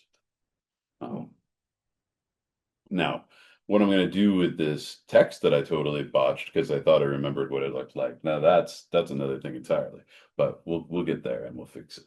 All right. It'll be okay. It's Like your confidence. Sean, I think when people think of Rube Foster, they mostly think of like the executive, Mhm. right? And founding the Negro National League, and but as a pitcher, like how good was he? Like, was he a good enough pitcher that he could even be a Hall of Famer just as a pitcher? Yeah, I believe so. I mean, I don't know if the stats are there, to really drive home how good he was, but I mean his nickname, he pitched against Rube Waddell. I think I have some notes here. Back in 1903. So of course Waddell was playing under an assumed name for some semi-pro team. But Rube Foster beat him. I don't know how good the team behind Rube Waddell was, but it's still like the legend's born and all that. He's just do I have some kind of stats? He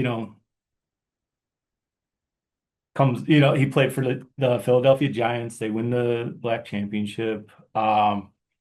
I don't think it's true, and I don't want to be savored. So, but legend has it that he taught Christy Mathewson, that screwball, whatever you want to call it.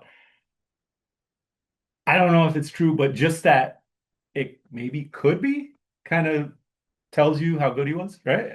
Right. Well, I mean, you can't say I taught Christy Mathewson because just like I think that's wouldn't one of hold the in number water. one allures of doing artwork of somebody like Rube Foster or somebody like Satchel Paige. Their mystique is much larger than they ever were themselves, even though they were great.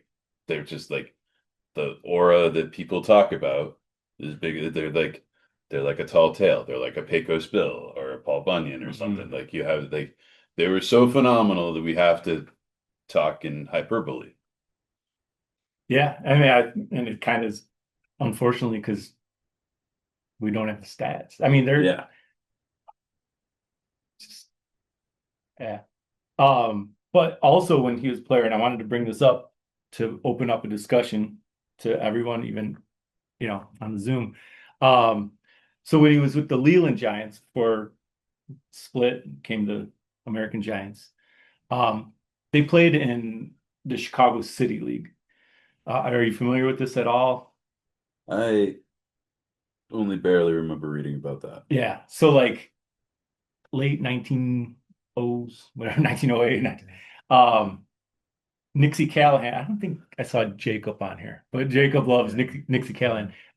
Just a great baseball player for the White Sox. And he's like, you know what? I could just make more money playing in Chicago on the city team.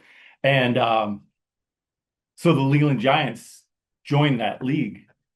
And it's just awesome. Like I think at one point, I don't think it was ever serious, but like Ty Cobb was gonna join, but I think he was just using his leverage for a contract. And so, Van Johnson, Comiskey and all that, they're like, all right, we'll make this like a minor league team or a minor league, right? What am I trying to say? Organization. So technically the Leland Giants were minor league at the time. I don't know, they would never have signed any of those players, but whenever now I get that question, like, if you could see one game in baseball history, what's the game? I think I want it like one of those random games, just, in Logan Square or wherever it was, Leland Giants versus, the Logan Squares, or, this kind of ironic, I guess. I don't know if irony is the right word, but one of the teams was also Cap Anson's team. They were called, I think I wrote it down, the Anson Colts. So, like, he gets, rightfully so, a lot of crap for, kind of starting the segregation of baseball again, right? And here he is 10, 20 years later playing in this league with the Leland Giants. It's like, I don't know. So that would probably be my answer. One of those just random games. I just want a random game of just those guys. Like, I don't know. Do you have an answer to, like, any game in baseball history? East-West. Yeah. Okay. East-West All-Stars. That would be so cool. Just any year, just I honestly, yeah. It just, or the barnstorming tour that Dizzy and Dazzy did against Satchel and his team. That was like something out of there. That would be so cool to see.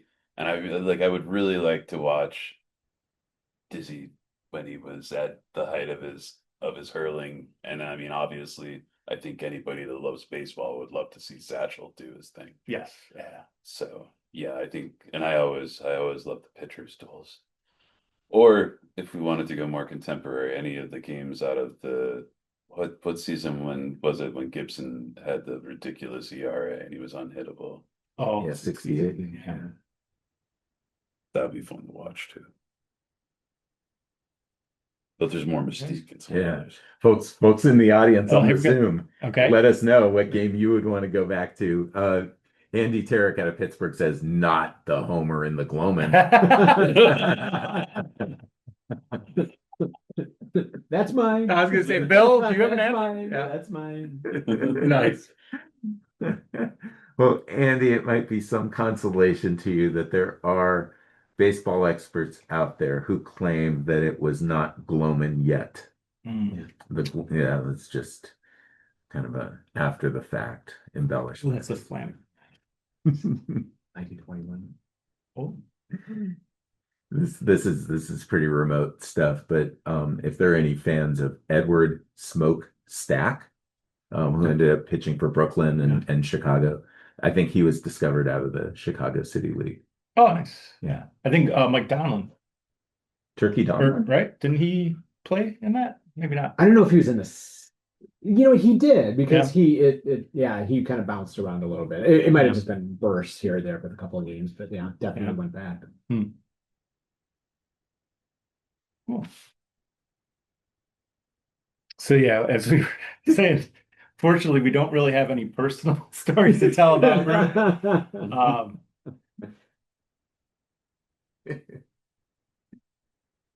Who chose Rube Foster? well, so that is actually a legit question. So I was kind of asked, like, did you volunteer, or was that you, Jason? I know you kind of wanted to mix it up a little bit. Yeah, no, okay, yeah, we're getting the true inside baseball behind the Zoom, aren't we? But yeah, so Michael had the nice idea of maybe doing a pair of paintings with us, thinking about Chicago sports personalities, and so. Chicago, certainly has been blessed with like an incredible number of just legendary or beloved players, throughout its history. So there wasn't like an obvious list of two, I suppose, but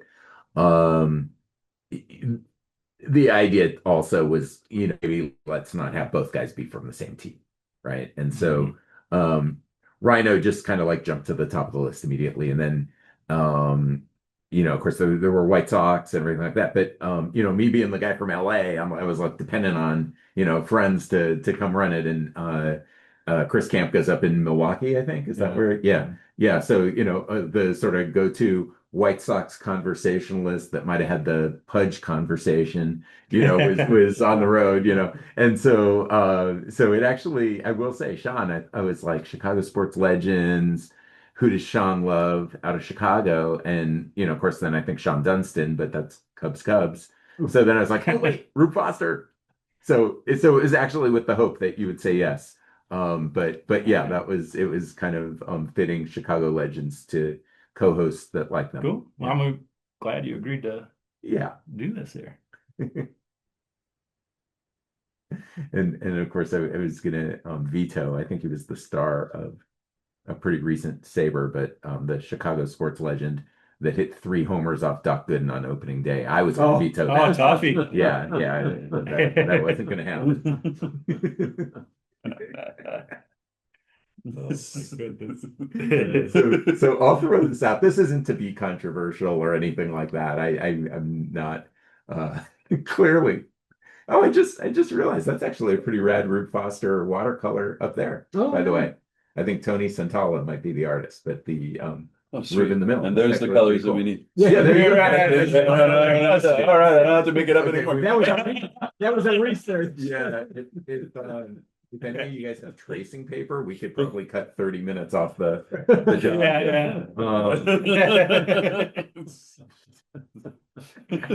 Jason, you never answered the question. Which one? Any game in baseball history? Oh, any game in baseball history? Oh, shoot. He wants to go and see Ozzie Smith hit a home run. Oh, yes. Oh, yes. No. Miracles, or what was it called? Go crazy. Too soon. Go crazy. Yeah. Too soon. No. No. 2017 World Series. Yeah, I mean, there's like so many incredible games. I mean, as as a guy that grew up a Dodger fan and all that, obviously, like, Jackie's debut is, it's like that. It'd be hard not to pick that, but it's kind of interesting because on one level, I don't know if I'm gonna like, sound shallow as I say this, but it's like on one level, you love it if the game has incredible historical significance. On another level, though, you want to see the player like also do like incredible baseball things on the field, right? And I think Jackie that day maybe went hitless and reached on an error, something like that, right? Meaning, like, if you wanted to see Jackie Robinson have his most incredible game on the diamond ever, it wouldn't be that. If you wanted his most historically significant game, it would be that, right? And so then you start to think about like when he stole home in the 55 series against Yogi Berra, less historically significant, but kind of cooler for what Jackie did on the field. But I'm gonna sort of split the napkin. I don't know. Is that the expression? I don't think it is. I've just coined it. It is now. Thank you. I've declared it. I'm chapter secretary. I can do these things. So I'm actually gonna go a different way. It will be a Dodger game, but it won't be for the Dodgers. It'll be Hank Aaron 715. Yeah, that's good. That's some folks know. Would you run onto the field? Would I be one of those two guys or something? I mean, okay. Don't be that guy. No. I mean, I wouldn't be those guys, but although I mean, they have great stories to tell, obviously, having done it. But no, I think I have a little too much decorum for that. But if it was one of those things, and of course, it wasn't, like a 9th inning walk-off. It wasn't game over. The game's still going on, right? So you're going to stay in your seat. But I mean, if somehow they were like, attention, ladies and gentlemen, Hank Aaron has just broke the record. Any fans who'd like to come onto the field and congratulate him, please come through. Of course I would, right? But I mean, yeah. I mean, if they like opened up the opportunity, I would have loved to be on the field for that. And be like, excuse me, Estella Aaron, I know he's your son, but I'm actually kind of a fan. I even have his rookie card. Can I get cut through here? Can I please cut through? Craig Sager, nice jacket, but So if you want a good game for Jackie, 15, to me, that's you got the historical significance and the player you're there to see obviously did something incredible on the field as well. Yeah, how about the game for his first game for Montreal for Jackie? Oh, Important yes. game. He homers. Yeah. Yes. Oh, there you go. Yeah, he did something. And was that the game with the famous handshake with Shotgun Shuba, or was that a later game? That was Shuba Montreal or he Brooklyn? Yeah, the handshake was Montreal. Okay, yeah. Yeah, so that might have been it too. No, that's a really good call. The since we're all Saber members here, I'll say like the wrong answer, unless you wanted to write the definitive Saber game story, right? Imagine those other baseball fans that aren't us that would be like, oh, Babe Ruth's called shot in the 1932 World Right. Series. That's simple, right? And then I know there's some dispute as to did Pee Wee put his arm around Jackie, or was that a little, but yeah, it'd be sad if somebody built the time machine to go see the called shot, and then they're like, "Oh." And he actually just reached up and scratched his armpit. Oh wow. So the game I'd like to see is a little bizarre. It's 1895, What's that? and it's Charles Comiskey Hall, and the stadium is probably about a month old. And the Page Fence Giants come in and play a game against St. Paul team. And the Giants are only like 2 weeks old into their history. So it's new stadium, new team, black versus white, historical. Man, I didn't even know about that one. Yeah, that would be super cool. Yeah. Mm-hmm. I mean, man, like Well, that's a good answer. Yeah. seeing pretty much any pitcher throw a perfect game, obviously, like that's Yeah. that'd be pretty nuts. Or the Kerry Wood game, right? No, Not quite a that would perfect be game, but fantastic, like yeah. pretty insane. 20 strikeouts. Yeah. Was it a one hitter, three was a hitter? one-hitter. One hitter? And it was like, Because everybody wanted Kevin Ory to get charged with an error. Yeah. That it wasn't a Yeah. good hit. Yeah. So we're talking about Rube Foster, sort of. Okay, in theory, we're talking about Rube Foster. Well, here. But Any digression, There's another- Kerry Woods. yeah, but I got one for you. I got one for you. Oh, you got one. But we were also just talking about Jackie Robinson. So this isn't to spark controversy. This is just to spark conversation. But in the Saber era voting, Saber all-era team, all-team era. No, sorry, I needed my notes. But whatever we just voted on, right?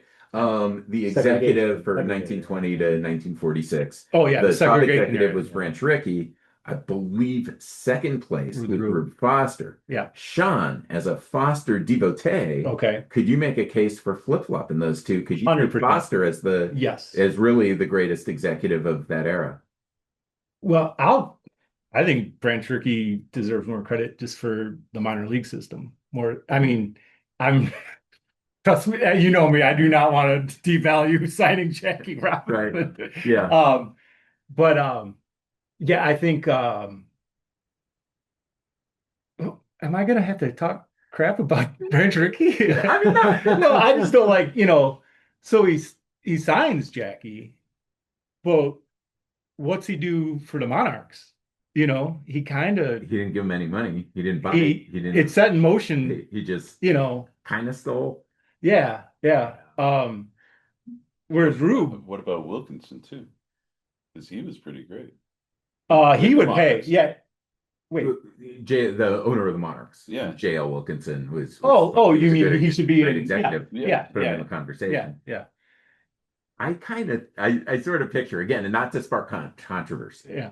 But I was sort of as I was thinking about it, knowing we had this Rube Foster thing coming up, I sort of pictured them like in we'll just say the great baseball field in the sky, chatting with each other, and Branch Rickey goes up to Rube Foster, "Hey, I managed to beat you. I came in first. You came in second."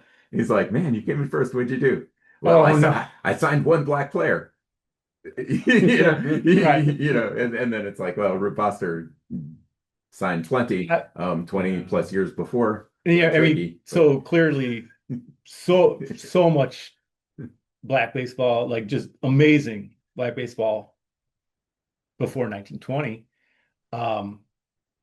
But this man is credited with, finally getting a league together where players aren't, well, they'd still jump, but not as much. Yeah, like a formal organized. Yes. And there's criticism, guys. So he'd clearly make the schedule favor the American Giants, but it seemed like all the players kind of got a steady pay, really, and bringing it back to SABR stats and all that, they kind of start when the Negro League start, right? I think they've went back and didn't they include some of the pre-1920 teams? I don't think they have yet. I thought it was 20. No, they did. They did. Oh, Because there was Oh, formal air, but it was there you go. individual teams Oh, rather for than- individual years. yeah, So it's right, kind of disconnected, like Mhm. like what it could be. One kind of fun what if, right, is if you think about if Branch Rickey never signed Jackie Robinson, how long would integration have taken? Is it possible Bill Veeck might have signed Larry Doby regardless pretty soon? Maybe, maybe not. I don't know. I don't know enough to say, right? But if you think about if Rube Foster didn't get the other owners together and form the Negro National League, would somebody else have done that in the next 1 or 2 years? And I don't know the answer to that either, but Well, I it's think sort of interesting. they had tried, there had been attempts to form yeah, league. for that art. Well, I and it's just interesting. don't think too. they ever stuck. Yeah, and it's always interesting too to think about just iconic team leaders, managers, owners predating that could have done something. Yeah. And erred on the side of let's not rock the boat. Yeah. I'm thinking of like people like Connie Mack that could have. I think Yeah. Commissioner Landis was going to be a barrier. I mean, it doesn't mean you couldn't have tried or couldn't have succeeded. Well, but I think Bill Veeck, I think it helped when there was Commissioner rumors he Landis was- died. was it the Phillies he was going to try and buy? He was going to try to buy a team, and they wouldn't let him because he basically said he was going to sign Right. some black players. Yeah. Yeah, there's a SABR article about that team and it was all rubbish. Oh, really? Meaning Beck was bluffing or Yeah. yeah. Okay. Mm. Just for PR purposes. Man, I got Sabres. It was like the Bears going to Indiana. Right. can't- Right. I can't imagine Bill Veeck doing anything for attention. No, not at all. And maybe this is where we shouldn't have had that early discussion over dinner leading up to this one. But did you mention the access to records? At the asylum?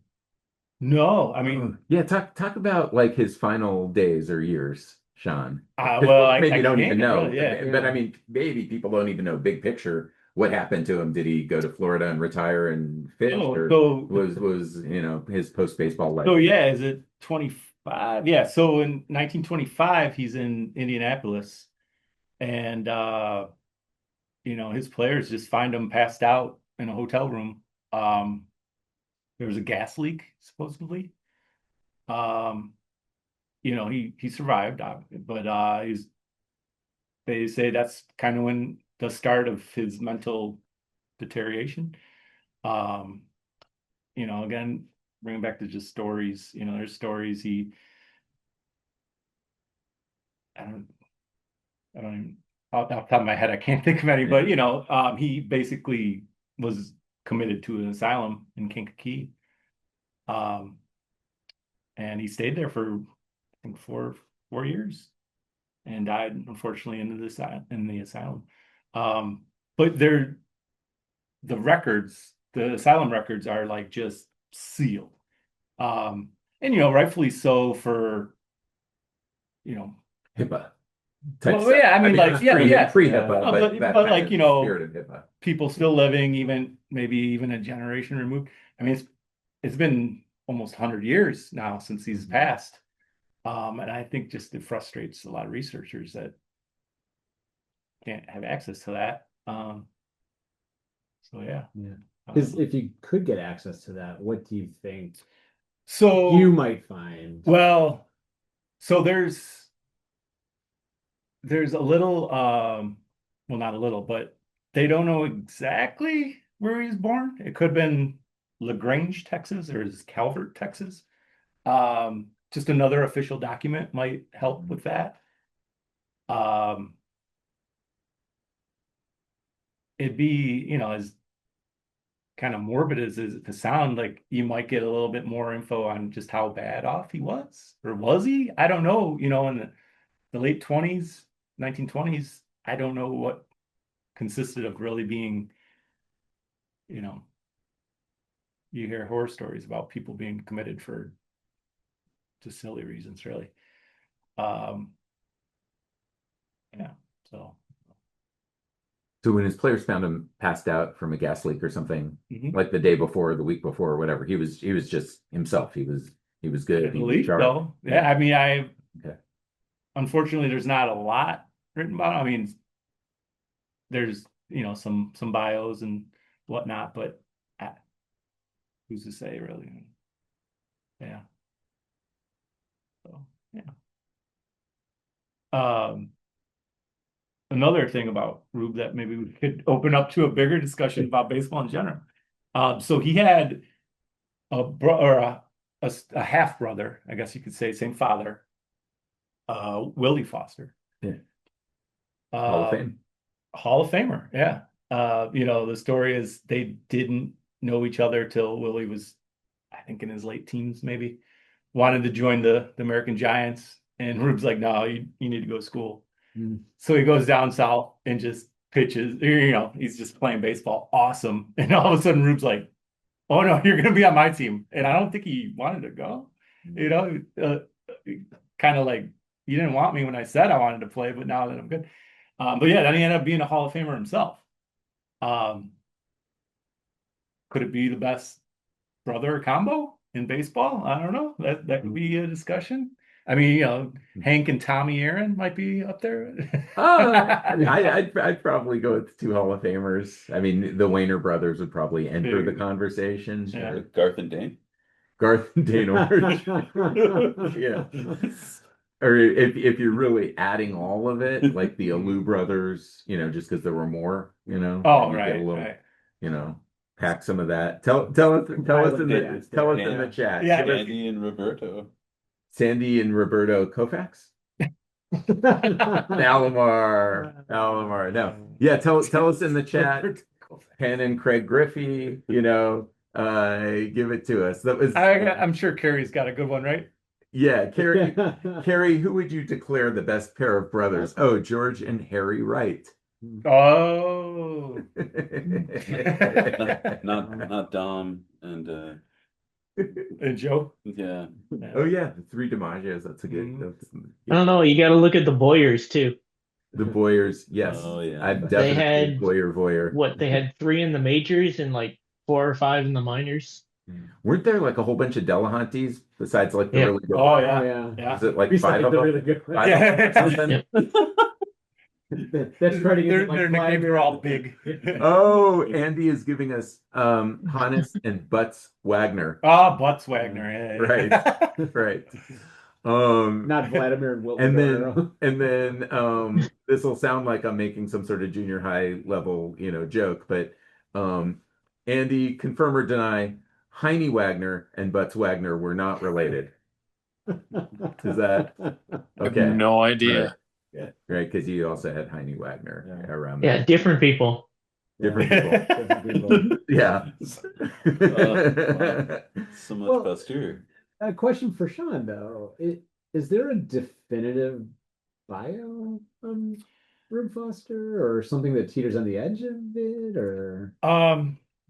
No. So pretty much, I'm gonna draw a blank here. The bigger names in Negro League's research. Kevin Johnson. Scott Simkus. All right. Anyways, Larry Lester. Larry Lester. Yes, Phil Dixon. Larry's Larry written Lester, one. Phil Dixon. There we And go. Phil Dixon's also kind of put together James the book. I think there's a third bio that's not dated, but it's been written probably 20 plus years ago. I just don't know if there's any really new info to really justify it. Well, because it's interesting though too, because you're talking about the sort of the tightness around these records at the end. Even if there was one, it seems like that key information that people. Yeah, I mean, the final chapter of his life Yeah. could be written, I guess. Yeah, I mean, it's just, have well, you haven't visited his grave, I believe, unless I the did last have time. I did have a painting show in Kankakee at one time. I don't know if the So grave is there. No, it's not. So it's up well, technically Blue Island. Have you guys been? Yeah. Yeah. It's I love how you made it sound like such a destination. It's a great vacation spot. well, no, it's not. And it's for an awful reason. There are so many amazing people buried at this one cemetery. And the reason is racism, segregation, you know.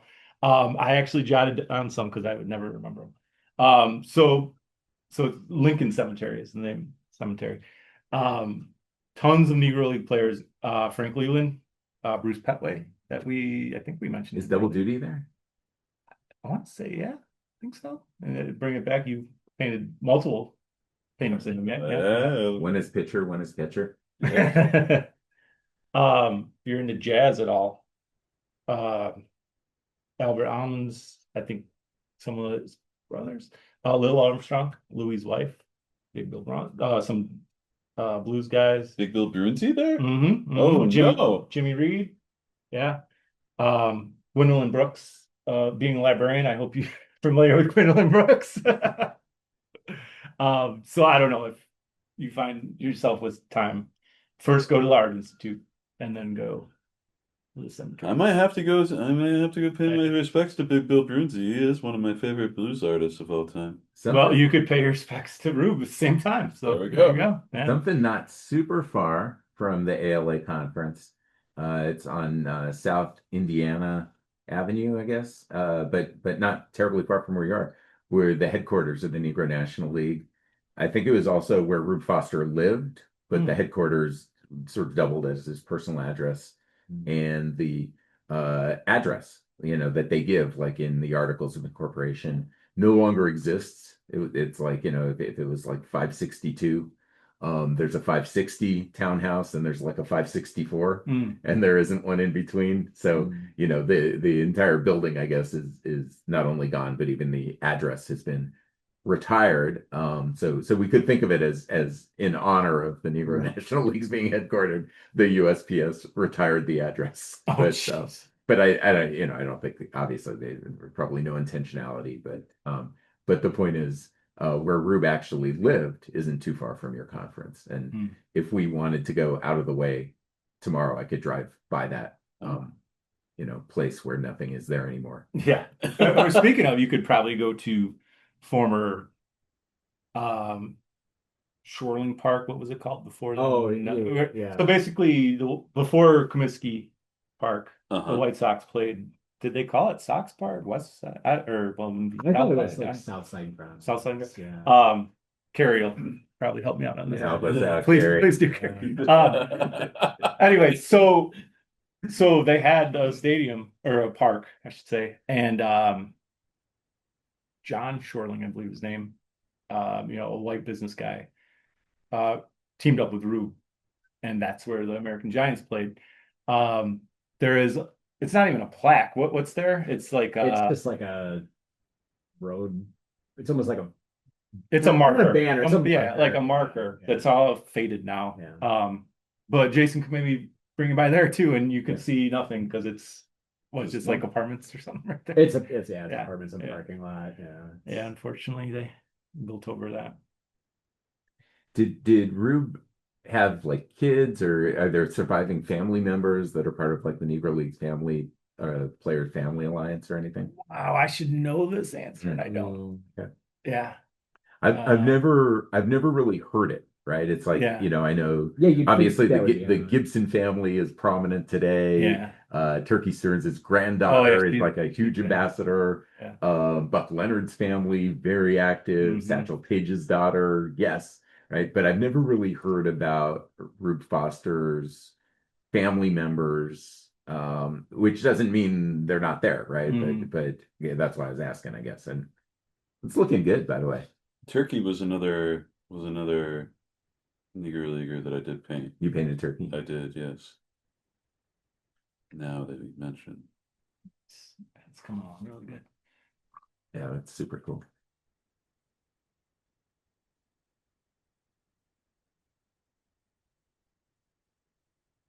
was Rube, in terms of like the Hall of Fame, this is this casual format where Sean actually has notes and did some research, but some of us just showed up cold. But like so in thinking of folks inducted to the Hall of Fame for their Negro League accomplishments, so not Jackie Robinson, in other words, then you'd say, okay, first was Satchel Paige, 71, and then you had Josh Gibson and Buck Leonard in 72, and then I think next was maybe Cool Papa Bell in 74. Was Charleston first? Didn't Charleston before Charleston Bell? before Bell, maybe. Was it? Yeah, that might be. Yeah. Okay. No notes. It's 0 out of 10. No notes. Somebody say for me. I have no It's idea. not a I 10 think out he of 10, did no though. notes. But Rube Foster, he was earlier than like that whole 2006 with like 16 81 or something. So Yeah. 81. Okay. Yeah. So okay. All right. Like Stan Musial went in that year, maybe. No kidding. Okay. Like, yeah, it's weird. Because it'd be but- interesting to look at who gave the speech on his behalf. Yeah, I or should have. I should know that. sometimes in the photos, if the player's deceased, there might be a family member, Mhm. so Yeah. it'd be interesting just to see how he was represented, if Right. at all. Right? Yeah, no, totally. Yeah. Yeah.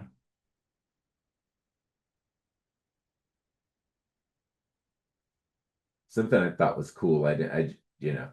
Obviously people can tell from the way I'm emceeing this event that I'm not an encyclopedia of baseball. Ask me about baseball cards, I got you, but yeah, baseball not so much. But yeah, I was kind of surprised to learn, I guess, that the great Oscar Charleston, who I always think about with other teams, played for a year in Chicago with the Chicago American Giants. I think maybe at the sort of beginning of his career. Yeah, and they, after he passed, they stuck around for a long time. So a lot of players, later players, played for the Giants. We even Satchel Paige. I mean, well, that's not saying much. He played for everybody. Yeah. He's your immaculate grid for Tampa Bay Rays and like Colorado Rockies. Allegheny Scooter Hounds or something. Oh man.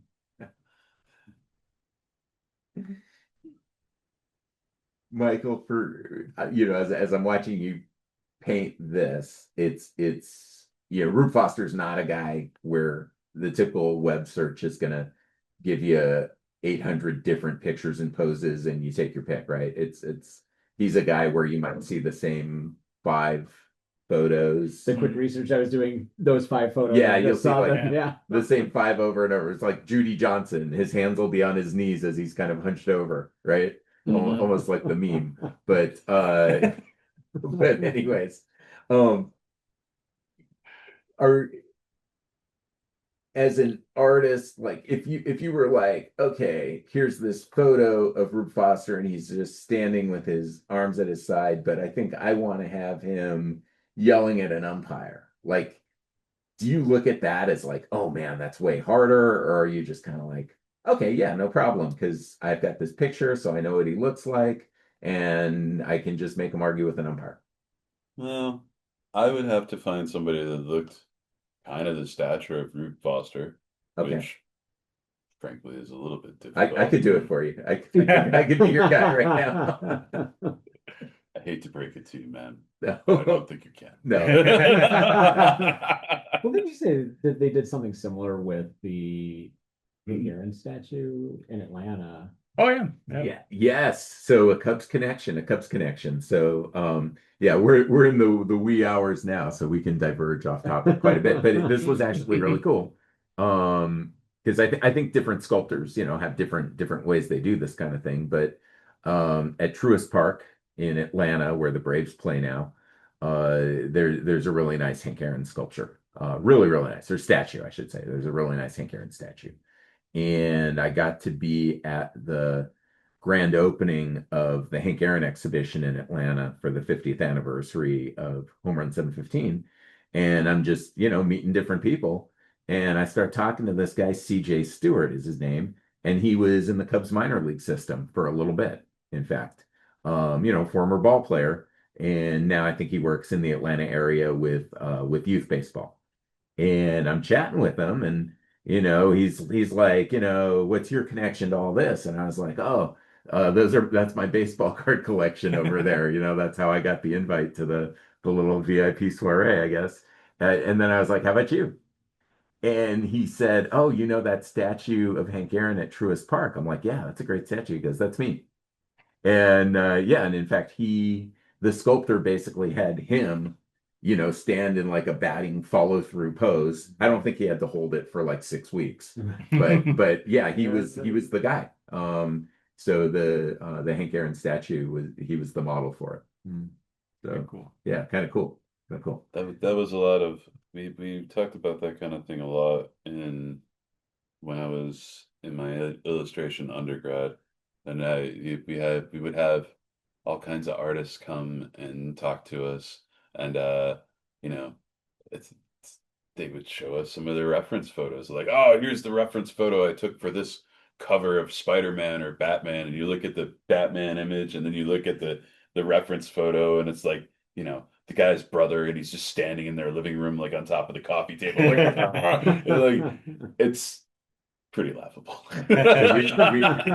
We have been educated by Carrie, and it's actually great news. This could be a leap for you. Okay. So Rube's son Earl gave the Hall of Fame induction speech. Okay. Very good. So now we can ask the question, does Earl have descendants, or is Earl still around somewhere? I mean, that'd be pretty incredible, right? Yeah. It'd be, I think unlikely at this point that Earl would still be around, but yeah. But okay, so we got a little bit of a lead. Yeah, at least 100. Yeah. It was fun. So Bill and I,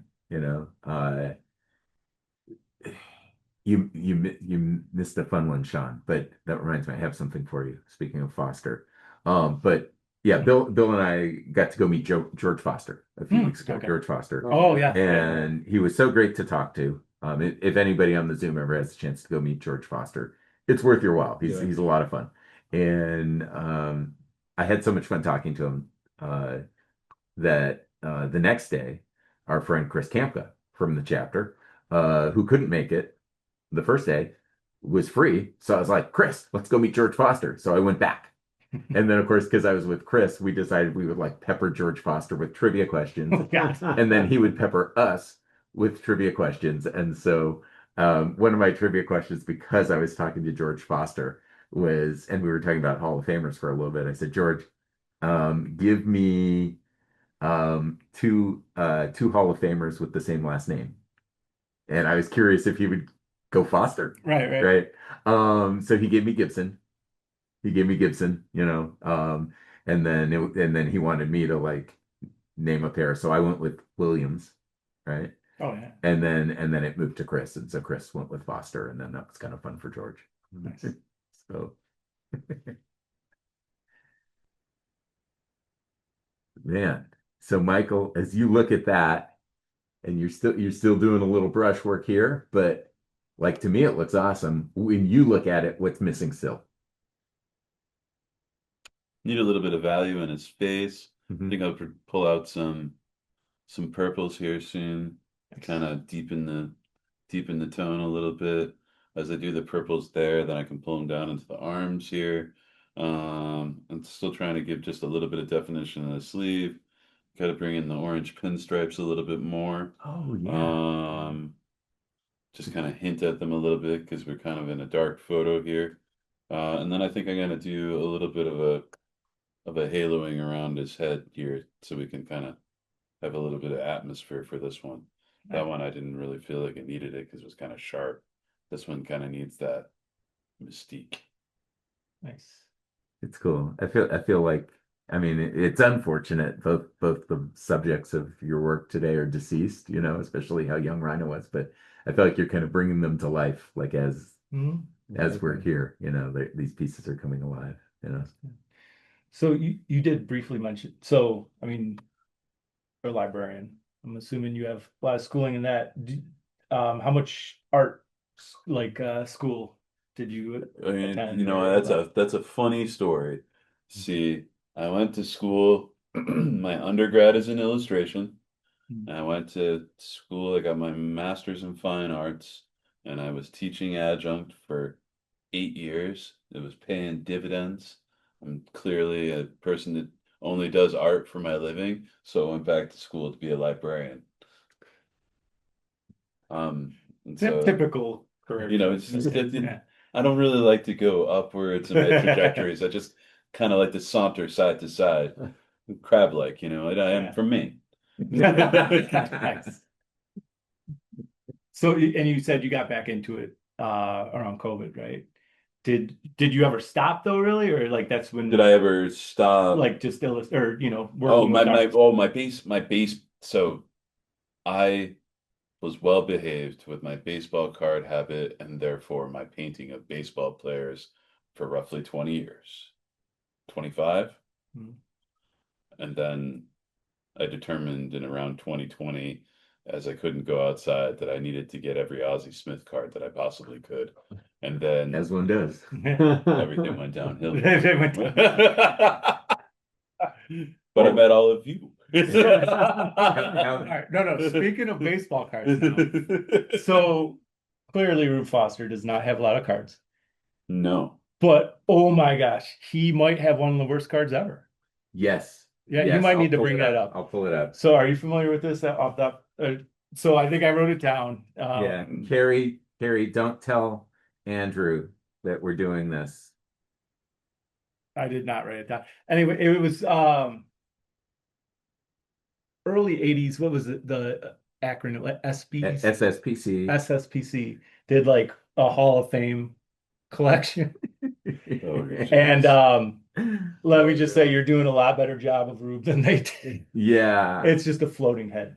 Yeah. Oh, no. Yeah. No, Yeah. no. Oh. Yeah. So Oh. let's see. You got to go up here. So What? yeah. So this was the baseball card, and it's not it's not that he was channeling.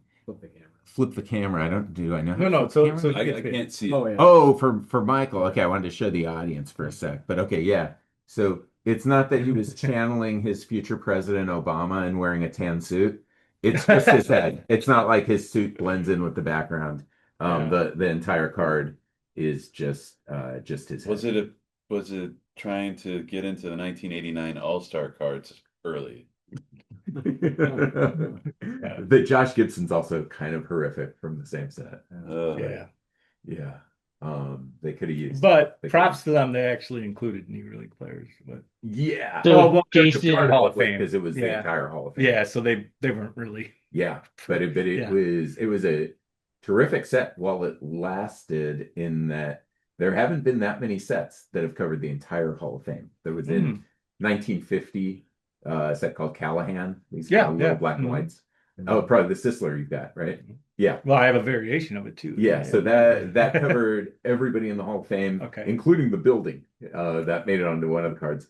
And then they updated it each year for about 4 or 5 years. Mhm. And then it finally stopped. And then I think it wasn't, I mean, other than the Hall of Fame postcards, which if you count those as baseball cards, then that's always the winner. But I don't think it was until this SSPC set that and this ran from 1980 through 1987, that you had a set that covered everyone in the Hall of Fame. And then when this stopped, now there just isn't really, a set of baseball cards with everyone in the Hall of Fame. So they updated it every year then with the Yeah. new inductees.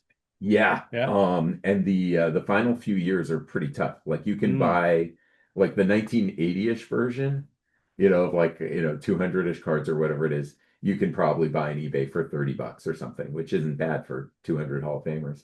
And then the sort of high numbers, the so-called high numbers of the sort of updates, those will kill you. Really? Yeah, those will kill you. Yeah. Off the top of your head, like who I don't know who was elected in the mid to late 80s. Yeah, shoot. Well, so I think the year for Hank Aaron and Frank Robinson was 82. Mhm. So they were part of an update. But But I think, but yeah, it was the very last years were the tough ones. So yeah, if anybody on the Zoom knows who made it into the Hall of Fame in like 85, 86, 87, those are pretty rough cards to find.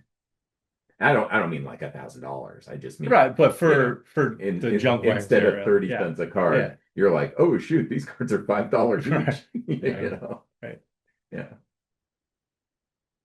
I have a question for Michael. So, Michael, you, among like whatever other things you paint and art you do, you've been painting a 1978 Topps baseball card pretty much every single day. Yeah. And for a while you're doing, I think, Good. 1979. Do you want to grab that sketchbook? Oh, Oh, okay. It's right there. Okay. It's right there. You can. Let Want to me show the folks you're welcome yeah, to. let me make the camera bigger on that. You a can, little you can bit, flip but, through it. It's all 78. So. but yeah, I guess I Feel can like ask, I'm for, like for someone who generates I need like so glove much- on or something. No, don't worry about it. I'm not Picasso. So, do you put These your are, own? I don't know how to display this, but it's pretty Well, amazing you looking. know how sucky I am. I every time I try to do it, I'm That garbage. leaves you, Bill. Yo, All right, here, I'll attempt to. Yeah. I'll break it. I'll break it. So Yeah, is that Rick Camp? Or no, that's Braves. yeah, who am I looking at there? Wait, which one is it? Who First we one. kicking off That's- it? Yeah, I think that is Rick Kemp. The Rick Camp game. Okay. So, well, I have a question right off the bat. So you're not going Here, show the friendly folks at home. Yeah. in order, right? Like by card number. Oh no, well, I don't have the whole set even. Oh, So so I've been going through what I got. okay. So here, let me just find I mean, these are all great. Get a really good page. So while Sean's looking though, I guess I was going to ask, because you do so many paintings. Do you have any of your own paintings on your wall, like, or would that feel weird to you? Oh, I see John Candelaria. I get a pirate Doc for. I know Ellis. Andy's on the call. Yeah, there we go. Doc and Candyman. That's a nice 2-page spread. This is wow. It's cool that you. And They're all right here, up man. there. That's cool. Why 78? I like the design. I did 85 last year. I did 78 the year before You that. did 79. 79. 79. So yeah, excuse me, 79 the year Okay. before that. I did the 79 set because of the Ozzie Smith rookie card. Okay. That was my entire intent to do 79 was to end the year on Ozzie Smith, and that's what I did. And then 85, I did 85 mostly because of Doc. Yeah. Okay. Well, I remember like specifically, so Michael lives in Maine, and I had a conference in New Hampshire that he was like an hour and a half from or something. And he drove down to hang out, and he brought like just this little teeny tiny thing of paint with a little teeny brush and a little piece of paper. And while we were just sitting there like opening packs of baseball cards and eating candy, he painted the 85 Dwight Gooden rookie card like right there in front of me. I was like, damn, Super cool. yeah. All right. So we got some darks. We need some orange. It's looking so Then good. we'll do some background bit. It's looking so good. What do you think? Are we Rube yet? Are we close? What do you think, Sean? What do I need to do here? You're a Rube Foster. I'm liking it. You're the man. You're a Rube fan here. I mean, I'm loving it. we all respect the man, but you're the Absolutely. aficionado. Not that I had I had complete faith that you were going to do a good job, but just looking at the base photo compared to the Sandberg one, I was like, man, how are you going to do this? You're doing a great job. Well, I appreciate that. Yeah. Well, the one thing I noticed, Oh, and no, it's not a critique at all. oh.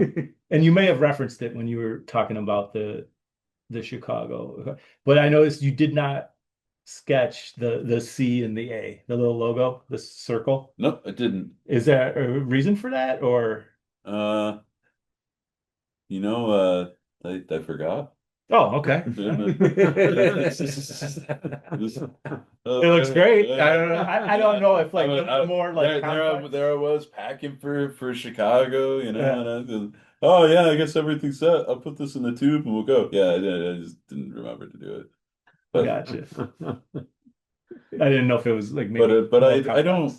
So usually when I do a larger painting, I'll end up sketching it out a little bit first. But as Jason can attest, when I do the little ones, I just start painting the thing. So it's fine if I don't have it. It just feels a little bit different, maybe a little bit more expressive. The pencil ends up feeling a little bit more, retentive. Gotcha. Well, I was gonna say, like along those lines, you're just talking about different sizes of paper or whatever media you're using. What comes into play in terms of your style that might be more challenging if you go larger, smaller, like the level of detail, bringing out like flashes of color. Like it seems like it isn't exactly the same process, kind of based off of size. Well, I think you use smaller brushes when you go a lot smaller. I was doing towards the end of last year, I had visions of doing a large poster of mini cards because I got a friend of mine sent me the 1991 Topps mini set. You know those The guys, micro set. and I'm like, I wonder if I could paint like Like paint the uncut sheet. well, no. So cool. So my thought was, how many cards are like so iconic that I could paint, something this big that's gonna obviously have to be kind of a little bit gestural. But people They'll recognize it. Yeah. Yeah. So like I did the Honus Wagner card, and everybody knew it was the Honus Wagner card. I'm like, okay, well that makes sense. I did the Willie Mays rookie. Most people knew that it was Willie Mays. Let's see, what else did I do? Maybe like the Leaf Jackie Robinson would stand out. I Okay. didn't do the Jackie. But I did a few, and some of them people really oh, I did the 89 Upper Deck Oh, Junior. yeah, Griffey. Yeah. Garvey rookie, I think people would pick on. Definitely. Do you still I have the know my Honus Wagner? audience. Sorry. Goodness. Sorry. Then I did the Rennie Stinnett, and everybody knew that one. Did you put glitter on?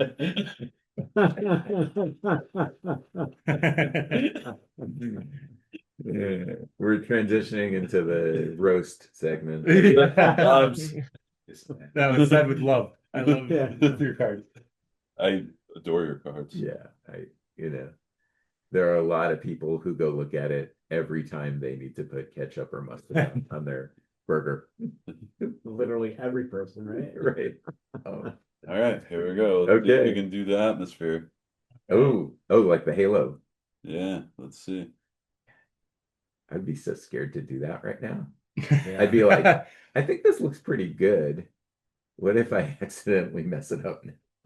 The funny thing about painting is if you mess it up, you can either fix it or try it again. So how often do you find yourself doing the kind of halo effect? The older guys in the black and whites, I feel like they kind of need it. Okay. Quite often because there's not. I mean, there is detail here, but like it's difficult to kind of get it out. It looks like you're looking at like a film negative more than an actual photo almost. So yeah, I feel like it needs something. And I'd say to return to what you were asking before, I think, or what Bill was asking before, I think, the brush size is really the biggest thing that changes. Sometimes you're working on something bigger and you wish you had something that was even bigger brush size. But I can't pack all my brushes on a plane. Yeah. Some of the bigger ones they probably think were weapons. Yeah. Because I was wondering almost if you were to sort of like approach a mural, like that sort of perspective, like what you would use, because because you use very strong brush strokes, how that would translate going that large. I would probably use rollers. Okay. Do you have a wall you want me to paint? I'll come back. Sure. Is this a commission? I'll wear a Cubs jersey.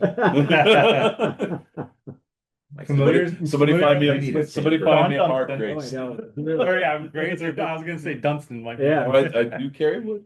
Huh?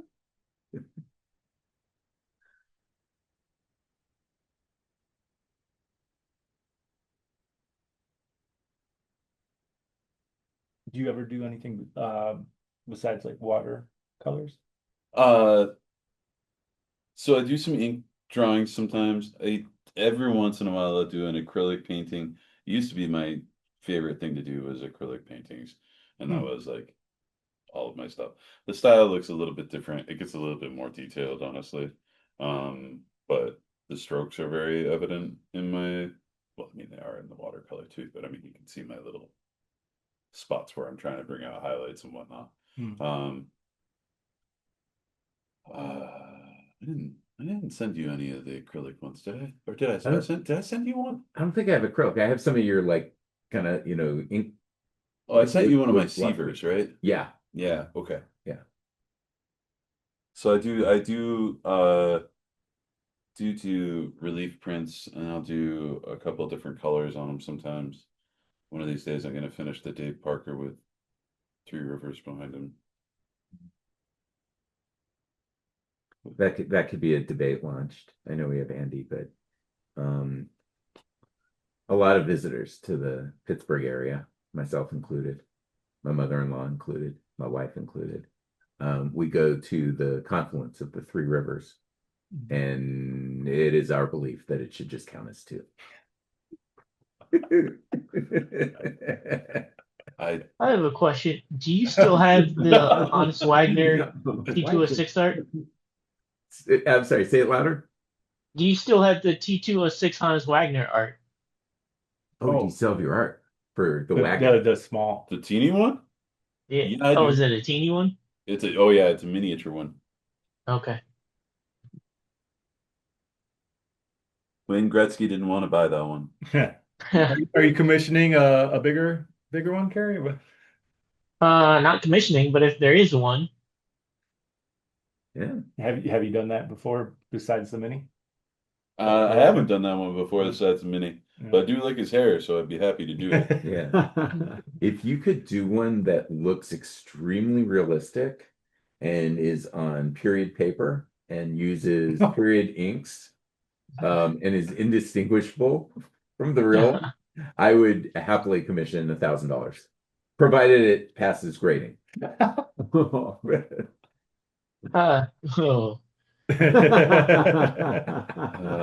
My father was in law enforcement. I can't help you with your fraud, sir. This meeting is being recorded for quality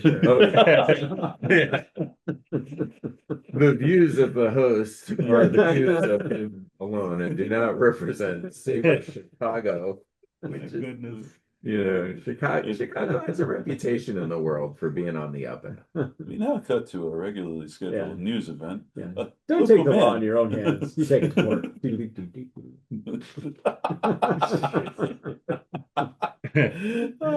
But the rivers, you know what I'm talking about? Okay. I'm gonna stare back. Andy, we'd love your opinion on that. So here's a art related question. So you clearly, do a lot of baseball cards. When you're painting a baseball card compared to like just a photo, Yeah. Do you feel you have to be more faithful to that baseball card, or you're still going to take some liberties? Or I feel like if somebody has commissioned me to do the baseball card and they haven't just purchased the baseball card, they want me to take some liberties. Okay. And if they want it to be pristine, then they'll get a different guy to paint it. Gotcha. Because there are guys that definitely can reproduce. And I'm not like that's tremendous talent in and of itself, but it's not one that I'm interested in. I like energy and aura, and just I think that's why I'm drawn to doing some of the Negro League players sometimes. I just like, and the mystique. I've been doing a bunch of Mexican League and Latin American baseball players too. And it's like my pet project is a bunch of Hector Espino Gonzalez. I love doing that stuff because it's like there's just kind of an intrigue to it, and I dig it. So like you add that like painting atmosphere to it, and it's like it's kind of the same vibe, or at least how I feel about it. Nice. Yeah. Well, earlier, I one of the questions I'd asked you was about artists, like for your inspiration. Yeah. Who are artists today? Kind of take away like sports art. Okay. Like take away those individuals, but Who are active artists today that are inspiring you? Active artists today that are inspiring me. I like a lot of the graffiti artists. So like Barry McGee Twist is a graffiti artist out of, well, I mean, he's a painter now too, but he started as kind of a graffiti artist out of San Francisco. Like his work. I like Mel Cadell's work. She's was in the Bay Area and she's now moved to Florida. Hers features a lot of female characters, but there's a lot of patterning to it, which I think you can't be a fan of like painting baseball cards without being kind of a fan of different patterns and whatnot. So I like her work. I don't know. I guess super contemporary. I'm not. I don't know. I haven't. When I was in grad school in 2010, I could name a bunch of people that were all like painting, but now it's been 15 years and I'm probably out of the loop. And I've been spending my time like looking at baseball cards. And it's like, I like Dick Perez. Yeah. All right. If we stick with baseball cards and I know I'm going to be naming like some sets from a really long time ago, and they may not all have instant visuals for you as I say these, but like if you were to think of the art of like T206 cards, Yeah. maybe 1933 Gaudy, maybe like early 1950s Bowman or something like that, or maybe the Diamond Stars of the 1930s. Like if all those maybe ring a bell. Is there like a particular sort of like old time baseball card where you're like, oh man, this is like such good art? What was the year on the tobacco cards? It had Ty Cobb bat over the shoulder. Yeah, that was like the T206, like But off shoulder, it on wasn't shoulder. it wasn't the flat color behind him. It had like the two-tone kind of background to it. There was one year where it was all flat, and then there was the other year where there was like a two-tone color. So he had four in the T206 set. So there was like portrait with a red background, portrait with a green. I think the bat off shoulder has like it's almost like It's every like a color of the yellowy rainbow is into like a red. Yeah. I think that's So that's put all that the one in. Like T206. its turkey That's red not a card is different. like super Oh, the awesome. turkey reds are amazing. Yeah, the turkey red Mhm. super awesome. Yeah, Those are great. I'll pull T206 Let's just to make see. sure. I like get the what's the Banks that you gave me? That was 50s. That was 1956. 56. Yeah, and I then like like the the 56 design. Campanellas And that I you like painted for me were the circle is 58, right? 59. 59. Yeah. Yeah, I'm really good with my baseball cards, aren't Yeah. I? Really. You've noticed I've been quiet this whole time. Yeah, so here's Yeah, the one. that So that's one. one of his four T206 cards. Yeah. So that's all out of the That's- same T. that's that great. goes Yeah, with all that. from the same Maybe bat. those T201. Oh, Oh. T201 yeah. So is that the Turkey Reds? So in my weird head, not weird, but when I think of turkey red now, I want desperately to own a Jack Johnson. Not the T. Yeah. So do you do other sports? Said sorry, typo. Very, very vague question, but like other athletes besides baseball? I would happily be a boxer. Absolutely. But have you, or I mean, do you find Um, yourself doing any other sports or? I have done Yeah. some other sports. I've done a few basketball players. I did Derrick Rose for somebody in Chicago. Oh, nice. Didn't see that. And I did Kobe at one point. I did a Steph Curry. I did a Michael Jordan a long time ago for when he was with the Wizards for my college roommate. He was like, I want something with his Wizards jersey. Oh, that's great. That's so ridiculous. Why? Let's see. I've done some football players. I did one of Marshawn Lynch that I really enjoyed. I did one of Burrow for your wife, right? Yeah. Oh, I haven't seen that. Yeah, cool. I refuse to do Joe Montana.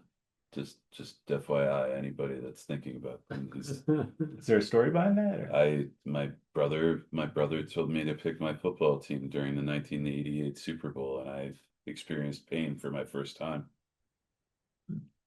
So the 49ers beat The Bengals on the last play of the game. Okay. You chose the Bengals? I mean, I didn't at the time know that they were going to be terrible, and I was 8 years old, and the Icky Shuffle was cool. What do you want out of me? That actually makes perfect sense. My brother told me to pick my team, and I did.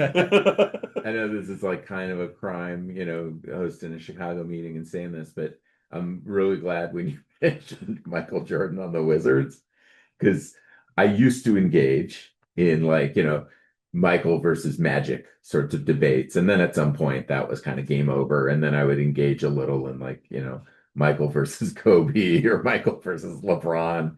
Mostly just play devil's advocate. I mean, at this point I'd probably go with Michael Jordan. But yeah, I was like talking to a guy and he's like, come on, man. The guy wins 3 straight NBA championships and then he retires and then he comes back and he wins 3 more and then he rides off into the sunset. And then I was like, oh, yeah, I think you forgot about an entire chapter of his career. but there is kind of this revisionist Michael that his last 6 seasons were championships. Yeah, the last dance, right? Yeah. Yeah. It's like Maybe Brett Magic Favre and was his more Vikings apropos. jersey, right? Yeah. Yeah, Turkey red. instead of Jordan and Pippen, it was Jordan and Kwame Brown. Oh my dear. God, Kwame Brown. That's a name I haven't heard in a while. Yeah.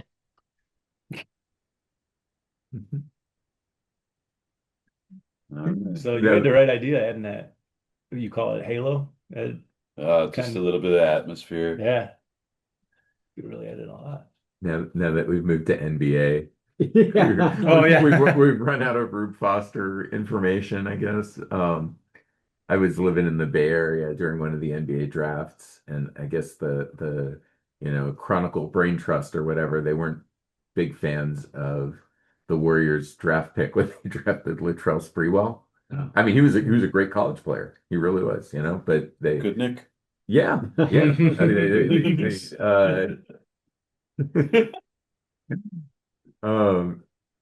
so anyways, they weren't big fans, and so the headline the next day was "La what spree who?" Oh, Oh, no. Ouch. Ouch. Yeah, but I mean, he was really good in college, so I didn't hate the pick. He was a good Timberwolf. Yeah, no, true. Are we going to start playing NBA Immaculate Grid now? NBA Immaculate Grid. Should we pull out the Immaculate Grid again tonight? Okay. We definitely need to. Well, okay, baseball Hall of Famer, basketball Hall of Famer. Composing. Okay, there we go. That's it. That's all. We got it. Okay, Chicago White Sox, New York Knicks. Dave DeBuscher.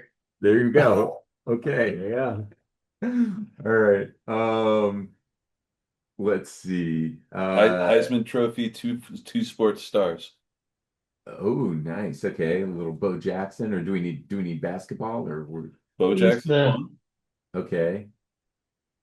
Who's the guy for the Pirates? Vic, somebody from the 1950s. Oh yeah, the 1950s had a guy. That's right, on the Pirates. Paging Andy. Oh yeah, Andy wants us to know Dick Groat and Gene Conley. Chuck Connors, the rifleman. NBA, Major League Baseball. and- I was like, As he long won a as- as long as- Heisman? But as long no, as- we were- yeah. As There long it as is. we're also doing NBA, as we recently did, there was a point guard for this team that just won the championship that didn't win the championship the year that he was playing. I like Andy's kind of Janowitz or something. Janowitz or something. Yeah, I think that was it though. So point guard for the The Knicks. What? Knicks. Charlie Ward. Yes. Okay, Charlie. Oh, Ward. Charlie Ward. Yes. Good win. Yeah, there you go. Good win. All right, I think we're here. What do you think, man?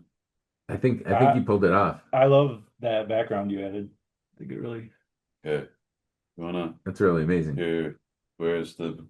It- Here, you. Oh, you it was you actually do the show off. posed Yeah. Oh, is it better up there? Yeah, just I think Yeah, you just- pretty much yeah. had it. I think you Yeah. had it. Yeah. Pretty cool. That's That's very, great. very cool. That's great. All right. I like how you get the pinstripes in. We could probably see it a little more than the audience. Got some There you Chicago go. legends. We definitely have some Chicago legends. Super cool. Man, oh man.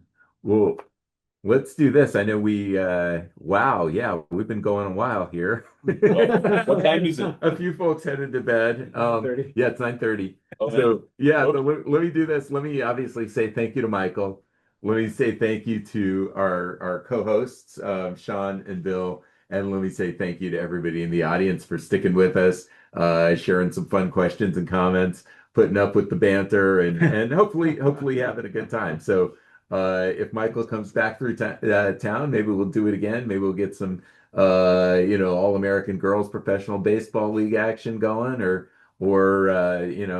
maybe next time he We'll comes find through the for a white conference, plastic. the Women's Professional Baseball League might even have a That is Chicago true. team, Mhm. That is right? true. So There you we go. never know. We never know. But I'd take Rockford Peaches in the meantime. So Indeed. all right, Yeah. thank you, everybody. We're gonna sign off, but it's been a blast. Great. Thanks, everybody.